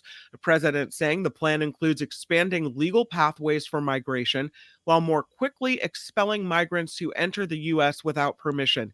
Meantime, a humanitarian parole program will allow up to 30,000 migrants per month from Nicaragua, Cuba, Haiti, and Venezuela, but those who don't come to the U.S. under the program may actually be expelled to Mexico.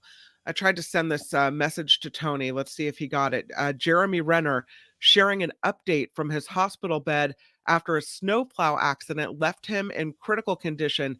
The Hawkeye actor taking to his Instagram stories to give fans a look into his recovery process. Go ahead. Yeah. You so sexy. Mm-hmm. Hey. Check it out. Literally, look at all the blood. That's the first shower. I was definitely weak or so. Gross. Yeah, he's thanking his mom and his sister. They're comforting him in his hospital room. His sister massaging his head through a cap to wash his hair. So that's what's happening with Jeremy Renner, of course, injured in a snowplow accident just a couple of days ago over the weekend. And was in critical condition. Looks like he's doing much better now. Okay, here's a wacky story to kind of wrap things up. There's an Oregon man. Gotta have that, you know? A more Oregon man who says he bit off another man's ear because he believed the victim was a robot. Yep. Corin Kramer facing assault charges after this incident early Tuesday morning in Gresham, just outside Portland. Police say Kramer also said he thought the victim was trying to kill him based on the man's smell. If that wasn't wacky enough for you, how about this one? I'll give you one more. Yeah. This is a Texas convenience store worker under arrest now for allegedly stealing more than $31,000 worth of lottery tickets. Wow. Myra Rios of San Antonio is now facing fraud charges. The 37-year-old caught on security camera, allegedly, activating rolls of tickets which she pocketed. Allegedly, the Texas lottery says she won more than $21,000 with those winning tickets. It's a wild idea, but it just might work. But she tried to be smart about it. She didn't cash them at her store. No. She cashed them at other stores, but still. That is smart. That is a wild idea. Yeah. But no-go. It was a no-go. Didn't Sorry, quite work Myra. out. Okay. There's a reason that this place is fun. It is fun to try to steal a bunch of lottery tickets and be a big winner. Okay. This report sponsored by tax attorney Steve Moskowitz for more than 30 years. Steve has put his tax knowledge to work for individuals and businesses. So if you need help with your taxes, 888-TAX-DEAL or MoskowitzLLP.com. I'm Kim McAllister on The Mark Thompson Show.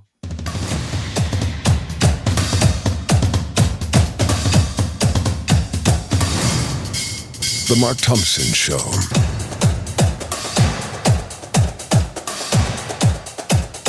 Who's Mark Thompson? Who's Mark Thompson? Who's Mark Thompson? Who's Mark Thompson? Who's Mark Thompson? Who's Mark Thompson? Who's Mark Thompson? Oh, yeah. It's our first big day of monetization. We will recognize all who have stepped up. You can leave a super sticker, super chat as you watch the live show. We're on from 10 to noon every day, live on YouTube. Those are Pacific times for those of you who are in other places.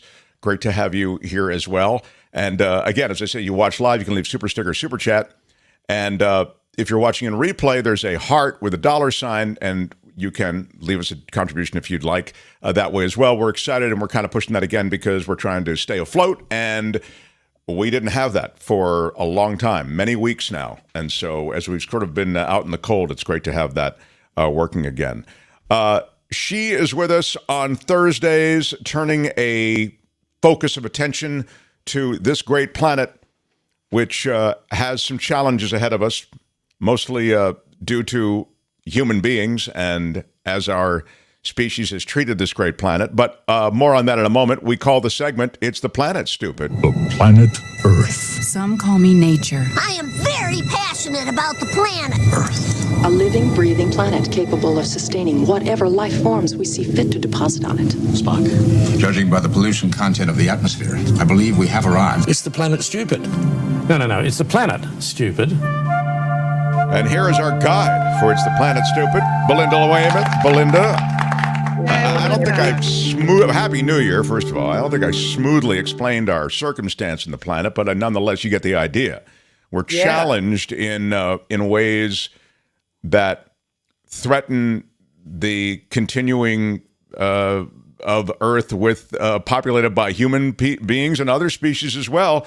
And there's no better way to say Happy New Year than looking down the barrel of a mass extinction event like we are probably in the last. So happy New Year.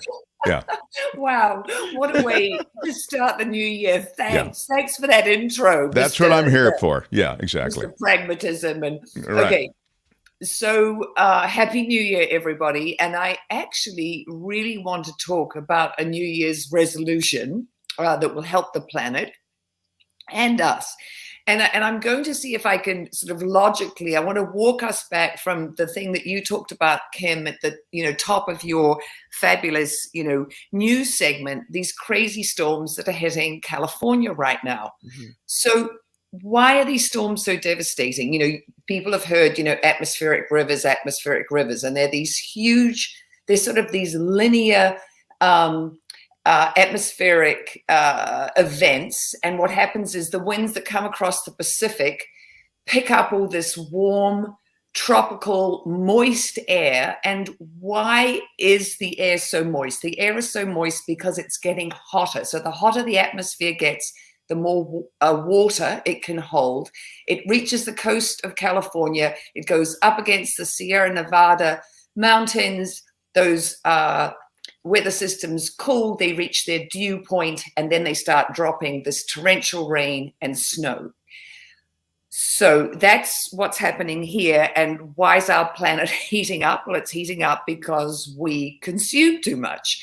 And the stuff that I tweeted and was talking, sending you guys links to were, there was this incredible article the other day about the crazy amount that Australians are spending on storage spaces because they're buying too much stuff. We've just had Christmas, we got a lot of presents. So what I really want to, talk about this morning is this, insane rate of overconsumption that we're in. And if we could pull ourselves back from that and be more mindful about what we buy, we could lower our emissions and really do ourselves a favor. And one of the things I've actually, it'll come out after the show, I did ping you on it, Mark, this tweet about stats for the rate that US population is consuming and using storage space. I mean, it's kind of out of control. We spend $40 billion a year in the US, as a nation on our storage units. 1 in 10 US citizens has a storage unit. We have about 3 billion square feet of storage unit space in the US. And this, I think, is really, really telling and shows you sort of how much it's growing and how much excess stuff that we have. We buy so much furniture and, things, we can't fit it in our homes. The profit margin for people running storage units. So most industries have their average profit margin is 22%. For storage unit owners, it's 41%. That's how huge this industry has become.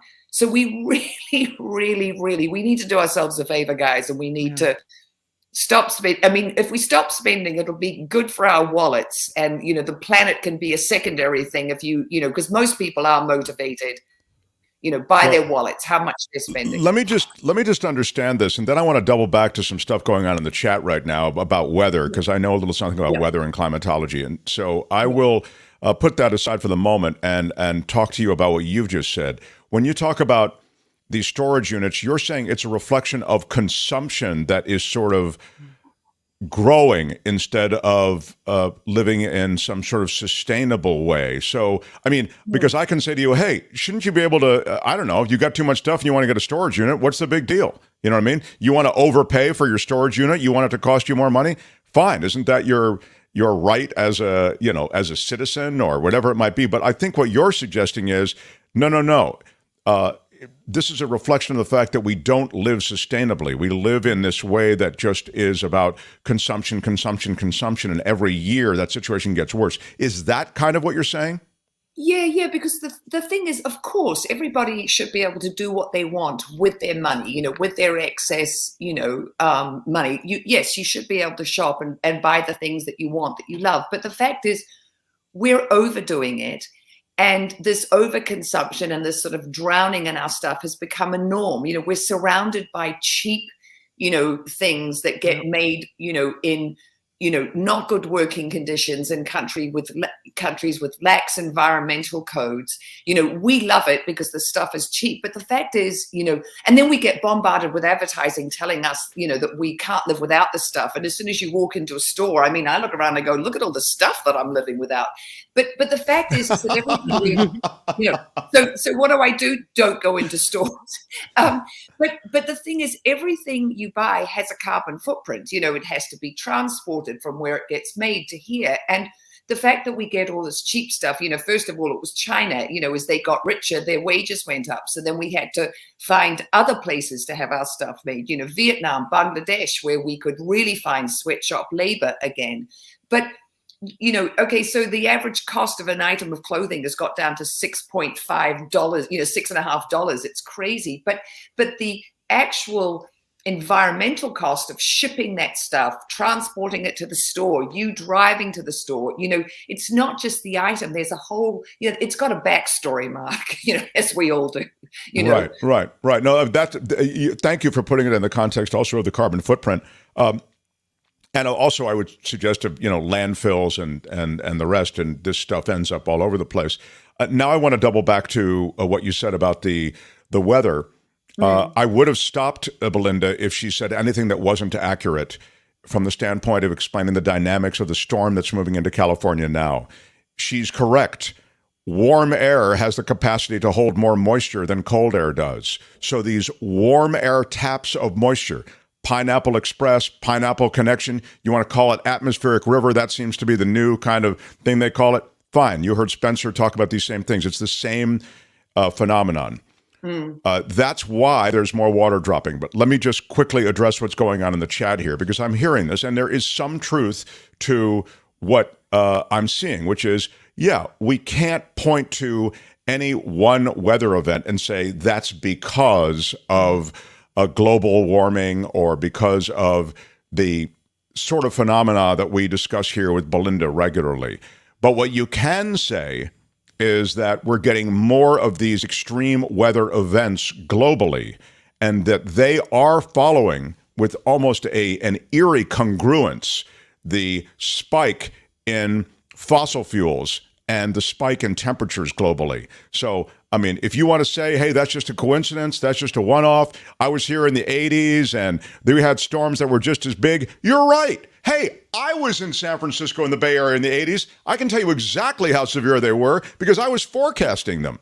But the idea somehow that you can just turn a blind eye to these severe weather events, I think that is equally bankrupt of any credibility. So that's all I would say. So yes, we have to be balanced this way, but when we look at changes in the planet, I think it's fair to point to global warming and this fossil fuel production as one of the causes for these extreme weather events. I think honestly, I think it's indisputable. These rises in global temperature, as I say, they match the kind of spike in these global weather events. Sorry to go off on that, but I'm seeing a lot of this in the chat, and I just wanted to address it here while I still could. Yeah. No, and it's absolutely true, Mark. And look, I was here in 92, there was an El Nino, event. It was a crazy, crazy wet winter. And, the first couple of years I was in Los Angeles, that's how the winters were, and then, we've been in this drought condition. Yeah, of course, there's always been, extremes in weather, but, it's scientific, fact at this point. And also, even before we were talking about climate change, that warm air can hold more moisture. So as we heat up the planet, there is more moisture in it. And, the storms are worse. And when you look at, the tornadoes that we get, in Tornado Alley here, I mean, the numbers of them, the frequency which they come, how quickly they start up. And, so that's warm air coming off the Gulf and meeting cold air coming down from the Rockies. And this is what it is. It's the changes in the temperature, as I was describing in the beginning, when this moisture-laden air reaches the Sierra Nevada mountains, it cools down as it goes up over the mountains, reaches its dew point, which was drummed into me in my in an environmental geography class that I took. And then it releases the moisture and down it comes. And, if you look at the storms that are happening in the Bay of Bengal, in Bangladesh, they're sort of at this, this sort of terrible Goldilocks position, at the northern, tip of this Bay of Bengal, and all these tropical storms that then come up and release all this water. This is being exacerbated by a warming atmosphere. You just can't refute it. I mean, that's the thing. I mean, yes, exactly what you said. We've always had extreme weather, but it's getting more extreme. I would just say exacerbated is a ding word, and it's pointed out in the chat, congruence is a ding word. You're right. And then we addressed in the first hour, Randy, but I'll post here, La Nina occurs when the temperature of the sea is cooler than the average in the Eastern Pacific. Of course, that's right, resulting in less evaporation, weaker storms, less moisture in the atmosphere. And it was, how does the La Nina situation align with what Belinda said? We addressed it in the first hour with Spencer Christian. And at that time, I said, which is pretty much all I can say since I made the point you did, which is, hey, man, it was an El Nino event in the 80s when we were talking about storms in California and we were getting pummeled. Russian River area was flooded, and there were all the situations that seemed to be, we're sort of on the verge of many of these situations now. It was an El Nino event. And for the first time, we talked about sea surface temperatures and the way they related to weather. But now this is supposed to be a La Nina year with cooler sea surface temperatures. So I think, to be fair, that's a question that we need to address. That doesn't completely invalidate a lot of our concerns about the changing planet. It simply does bring up questions about that relationship between the La Nina and El Nino events and weather on the West Coast. There is no question but that sea surface temperatures can and are reflected in what's going on weather-wise. There's no question about that. The physics of it is so straightforward.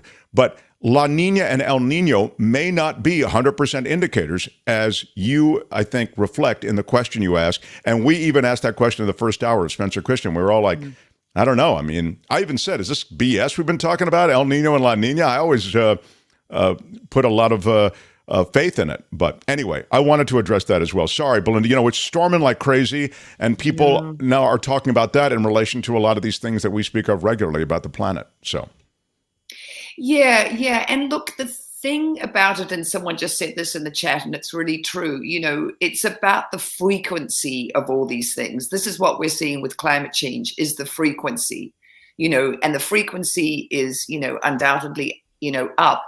And also, it's sort of, look, we already have scientific consensus on climate change. 97% of, climate scientists in the world say,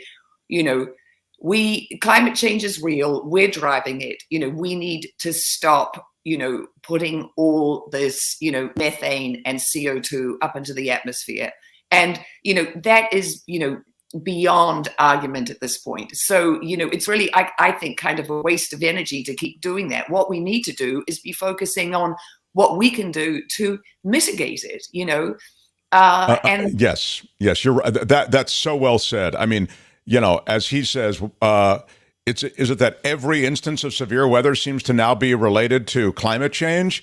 No, I get it. Not every instance of severe weather is related to climate change. It's what Belinda's saying, which is the constellation of so many severe weather events has to be viewed in some context. If you view everything as a one-off, you're literally never drawing conclusions you need to draw. I mean, I don't need to give you a parallel from your own life. I'm sure if something seems to be happening a lot, you go, gosh, why is that thing happening so much? And there are conclusions you can draw. So I think that's what's being said. I'm sorry to, go ahead, Belinda. And I'm sorry, Kim, go ahead. I just like to, I love Belinda's resolution about less stuff. I just completely cleaned out the Mark Thompson, Nikki Maduro studio here. And you would not believe, just stuff I didn't need, stuff that was sitting around. This room used to be, before it became the studio, the place where you open the door and if you didn't know what to do with it, you stuck it in here. Okay, so that's all gone. But I mean 5 bags worth of garbage and stuff that I didn't want or need. And it bums me out that I had it in the first place. So I'm with you, and I'm signing on to the Belinda Weymouth New Year's resolution to just have less stuff. And from now on, when I buy something, I'm going to ask myself if I really need it and where I see this ending up 3 years down the road. Yeah, I mean, that's so great, Kim, because if we're mindful about how we shop, they say always shop with a list, don't walk into a store when you're tired or hungry, because you'll be more likely to shop. You know, totally. there's a great book called Cheap, the High Price of a Discount Culture by this woman, Ellen Ruppel Shell. And I took it years ago when I was doing a psychology, environmental psychology class. And I said, I want to read the book about overconsumption. And when it explains how your brain, your nucleus accumbens, gets so excited when you're confronted with bargains, we go bonkers. We buy all this cheap stuff that we don't need. And it's not good for us, as well as the planet. And before everyone starts saying in the chat, we can do what we like. Yeah, you can. But when you really think about it, and I've also said this on the show before, and I think it's really important, because the first piece I ever read when I sort of, started blogging about the environment was about our overconsumption. And, I've said it before on the show, I'll say it again, frugality. It does not mean cheap. It means the wise use of resources. It used to be, something that Americans, that they were into it. They wanted to be wise about their resources. I mean, I've told you about my friend Heidi. Her grandparents live in a house built in the 1800s on the East Coast. Her grandmother lived with the same furniture that had been in the house, since the 1800s, wore the same green polyester pantsuit for Christmas every year. That's sustainability, ladies and gentlemen. That right there. You can find her on social media, Belinda Weymouth, WAYMOUTH, and you can find her here on Thursdays. Never enough time to speak with her about things that are, some of them are so controversial as well. But great to have you with us. Belinda Weymouth, everybody. Yeah. Hi, thanks, Belinda. Happy New Year. Happy New Year. Yeah. More. Is the planet stupid? No. It's the planet stupid. Next time, only on The Mark Thompson Show. I quickly want to get to The Mark Thompson Show. What a day, what a day, what a day. We're at the very end of our show. I will do the shout outs, but I got to get to Steve Moskowitz too, who has been a loyal sponsor of this show from its very first moment on the air. Steve, welcome. I'm glad we could get you in here right before we go off the air. I was talking about setting up a business with you last hour. I mean, so many concerns go into that. And we're ramping up to tax season as well. I mean, it's just good to have you in the mix. I would think things are going to start getting busy for you over the next couple of months. And we're happy for that. And also, when we talk to a client, where we're different than so many financial people, we're not just going to hit you with a bunch of numbers. We're going to actually ask you, what do you want out of life? If I dealt with twin siblings who had identical businesses and identical finances, what they want out of life could be very, very different. And the programs we set up for John could be very different than the program we set up for his sister Mary. We actually take the time to say, hey, what do you want out of life? What's important to you? And the human part is so important. And so many financial guys just forget about that. They're all about the numbers. We know about the numbers too. But first, what do you want to achieve? And then we want to help you achieve success. Are the problems we have as individuals who are filing, are there some common problems? I mean, like, is there are there pitfalls that we all, I think, fall into? Sure. And, we give you advice about that. For example, you'll see people that every year have the same problem.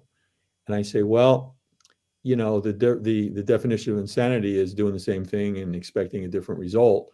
So we say, look, we have to fix this. When I talk with a new client, sometimes I say, look, I can represent you every year on the same problem. Or how about if I just represent you on this problem just once? We solve the problem, we fix it, and then our visits will be about doing good things in the future, saving taxes, tax planning, as opposed to addressing a problem because the IRS is breathing down your neck. Well, I want everybody to reach out to Steve, and we've talked again about his across-the-fence style. You can talk to Steve the way we do here. 888-TAX-DEAL, 888-TAXDEAL. And the other thing I would say is, no matter what your problem, Steve's seen it before. So if you're stumbling because you think you did something that you maybe shouldn't have done, taken a deduction you shouldn't have, maybe you ignored taxes for a year, check him out. 888-TAX-DEAL. Steve Moskowitz is also online, MoskowitzLLP.com. Steve, love having you on the show, and thanks for being here, man. Happy New Year. Thanks, guys. Yeah. All right, Steve Moskowitz, everybody. Yeah. The Mark Thompson Show. I will address those of you who are in the chat. Randy's a big one, and I know that he sort of started things up. I could address that tomorrow. The Nicky Maduro show is coming up. There's an update on the Buffalo Bills player. Yep. Another day, another no for McCarthy. Storm update. Biden's immigration plan. Should parents watch how much skin they show on social media? Oh, my. The SFSPCA and dogs up for adoption. That's cool. Yeah. It looks like the round 8 McCarthy has fallen as well. So still no House Speaker. Yeah. It's another day, another failure on the part of McCarthy. Now we are remonetized. We're so excited. Many of you have stepped up to our new day. We were in the darkness for so long, and I want to recognize them now. Tony, have you, Albert and Tony? Maud with $100. Are you kidding me? I'm not gonna cry. I'm not gonna cry. For years of info and entertainment. Thank you, Maud. Wow. Big shout out. That is unreal. $100. Come on now. Thank you so much. And I'm going to give you a British thank you so much. Thank you so much. Carmela, love you, Mark and Kim. Right on. Big shout out. Big shout out. Big shout out. Yes. Thank you, Carmela. Thank you, Carmela. $40. Wow. Really, really cool. So love you being part of things. Luis, 1999, remonetized, which is the ultimate ding word. You're right. It is dingable. You killed it on KTLA. If you can bring Sam on here just to give him snacks. I will bring Sam on. We will have Sam on this show. Great one. 1999. Thanks, Luis. Thank you so much, Luis. Catherine Charo for 1999. Yay. You're somebody again, Brad. Thank you so much. That's a long time listener with the Brad reference. Jenny Tupper for $20. Happy New Year. You guys are the best. Thank you Thank you so much, Jenny, and to everyone, including Stan Pollock, CPA. Yay. You're in good standing again. I give you a thank you. Thank you for the 1999 from Karen Q. Thank you, Mark, Kim, Tony, and Albert. Albert, thank you. Albert, thank you from Karen Q. Thank you so much. Yes, thank you so much, Karen. That's so cool. And Ken McBride for $4.99 super sticker. Thank you so much, Ken. Thank you so much. Michelle, thank you so much. Have a Starbucks coffee on me, Mark. FYI, McCarthy is never going to get the votes. Yeah. Ooh. Wow. That's a big shout out. Doesn't seem like he is. Thank you so much. Jim Slayton, that's for you. $4.99. I was the dream of Jeannie. Oh, you thought it was Jean Madrini also. Yeah. That was fun with Jefferson Graham with the different. Anyway, thank you, Jim. Appreciate $4.99. Ferg's Tube for $10.80. Nothing in life is free. Support MT Live. How can we get Rothman on more? Rothman, I spoke to him last night. He's going to come on with us next week. I'm not gonna cry. I'm not gonna cry. I know. It was an emotional conversation with John Rothman. $5. Woohoo! The super chat is back. Yay, says Linda. Thank you so much, Linda. And thank you, everyone, including Karen Cooper. She's a frequent of the Mark Thompson Show. $20, everyone. Thank you so much, Karen. You guys are... Oh, I wanted to read her chat. Can we go back? Too late? She says you guys are outstanding every day. Oh, thank you very much. No, I really am glad that somebody read it. Yeah, no, it's okay. Yeah. Alex Bradley, $9.99. My mom and I always drove around listening to KGO. Loved you. Yeah. She passed a while ago. Oh, that's sad. Oh, I'm sorry, I was gutted when I turned on KGO and everyone was gone. So grateful to you for this show. Shout out, Mark and Kim. Big shout out. Yeah, big shout out, Alex Bradley. Thank you. You know, it is true. There's a community here, and we feel a connection to you as well. So thank you, Alex, for that $9.99. Appreciate that. Maria. Thank you so much. Thank you very much. 1999. I just met a girl named Big Maria. shout out. Isn't there something like that? I think there is. Thank you, Maria. Candace, thank you. Big shout out. Big shout out, Candace Worthman. Thank you very much, Candace. Appreciate that so much. Eric Kennedy, come on, Eric. I'm not gonna cry. I'm not gonna cry. Big supporter, Eric, longtime listener and viewer. See his name all the time in the chat and appreciate 2023. Happy 2023, he says. Big shout out. Big shout out. Thank you, to Eric Kennedy and to everyone who's stepping up in our new day of monetization. RJ Dunn. Come on, RJ Dunn. Thank you so much. Thank you so much, RJ Dunn. And to Yoga for Life. Come on with a downward dog. Thank you. 1999. Thank you, Yoga for Life. Eric Jew. Eric. Thank you so much. Thank you so much. And Eric. Thank you. Joe for $49.99. Come on. I'm not gonna cry. So many people are so nice. This is unreal. Thank you so much, Joe Fong, as well. Big shout out for $19.99. Thank you for supporting us. Lori is a regular as well. Big shout out for the super sticker. Thank you. John Schneider. Come on for John Schneider. I'm not going to cry, John, but I so love the love. Thank you. Jackie Walker for $20. Big shout out, Jackie. Thank you. We're so excited to be remonetized. Mike Hendricks is a regular viewer. Thank you very much. Yeah, thank you very much. Social Butterfly Beauty for $9.99. I'm going to give you. Oh, Tony, what angered you? Oh. No, I meant. Thank you so much. Thank you so much. Yes. And K Major, thank you so much. Thank you so much. $9.99. Love it. $10. DD buy? Or BL. DD Bull. Oh, I can't see. Yeah, that's an L. DDBL. Oh, it's an L. Okay. Hey, whatever. I love it. $10. Thank you so much. Thank you so much. Teresa, come on, Teresa. Big shout out to Teresa. Big shout out. $20, and thank you all. Wow. Huge lovely. in Japan, a regular in the chat. Thank you, Huge in Japan. And Thank you so much. thank you so much, Huge in Japan. And I might say Thank you. Denise for $9.99. Thank you, Denise. Big shout out from Dan Ashley. Big shout out. Yeah. And Abby Rosenberg. Come on, Abby. Big shout out from Dan Big Ashley. shout out. Thank you People for are making up for lost $19.99. time, I'll tell Buck you. Meadows, the official smartass of the Mark Thompson Show. I give you Thank you, thank you, Buck. Yeah, came in from the radio show. Jay Carpenter for $9.99. Wow, Thank you so this much. is amazing, Tony. This is quite a few people. I'm very impressed. We're almost This is our first day of remonetization. Oh, I hope it never ends. Sally C for $4.99. Thank you so much. Thank you so much, Sally C, and thank you, everyone. $2.99 from Mark DeLeon. Thank you so much, Mark. Wes Theory for $2. Thank you so much, Wes. Photo Walks to Jefferson Graham, our pal. How about that for $2? Big shout out. Thank you, Jeff. He fixed it, and then he donated. He helped fix it, and now he's donating. Yep. Unreal. Wow. That was really fun. We did it. Man. Nice job, Yeah. Tony. Thanks, Tony. Yeah. Well, this has been a great day with the remonetization. Denise Chandler, big shout out. Big shout out. Yeah. Thank you, Denise. Thank you, Tony. Thanks, Tony. Yeah. Everybody can still make contributions there if you're watching in replay, you're watching this show. Got into a little bit with Belinda in the chat. David KATZ on the Idaho murder investigations. Spencer Christian on the atmospheric river and the bust that La Nina is. We talked about that in the first hour. You can hit the heart that has a $sign on it if you're watching in replay. So there's that. Kim, thank you. You're going over to Nikki's show. Kim, how are you? And Albert, thank you. Albert, thank you. For all the work you do. A lot to coordinate today. Everybody hang in there and stay dry. Shadow Stevens for the Mark Thompson Show. Bye-bye. Do be safe. I know they say it, but it really is important, especially with this storm.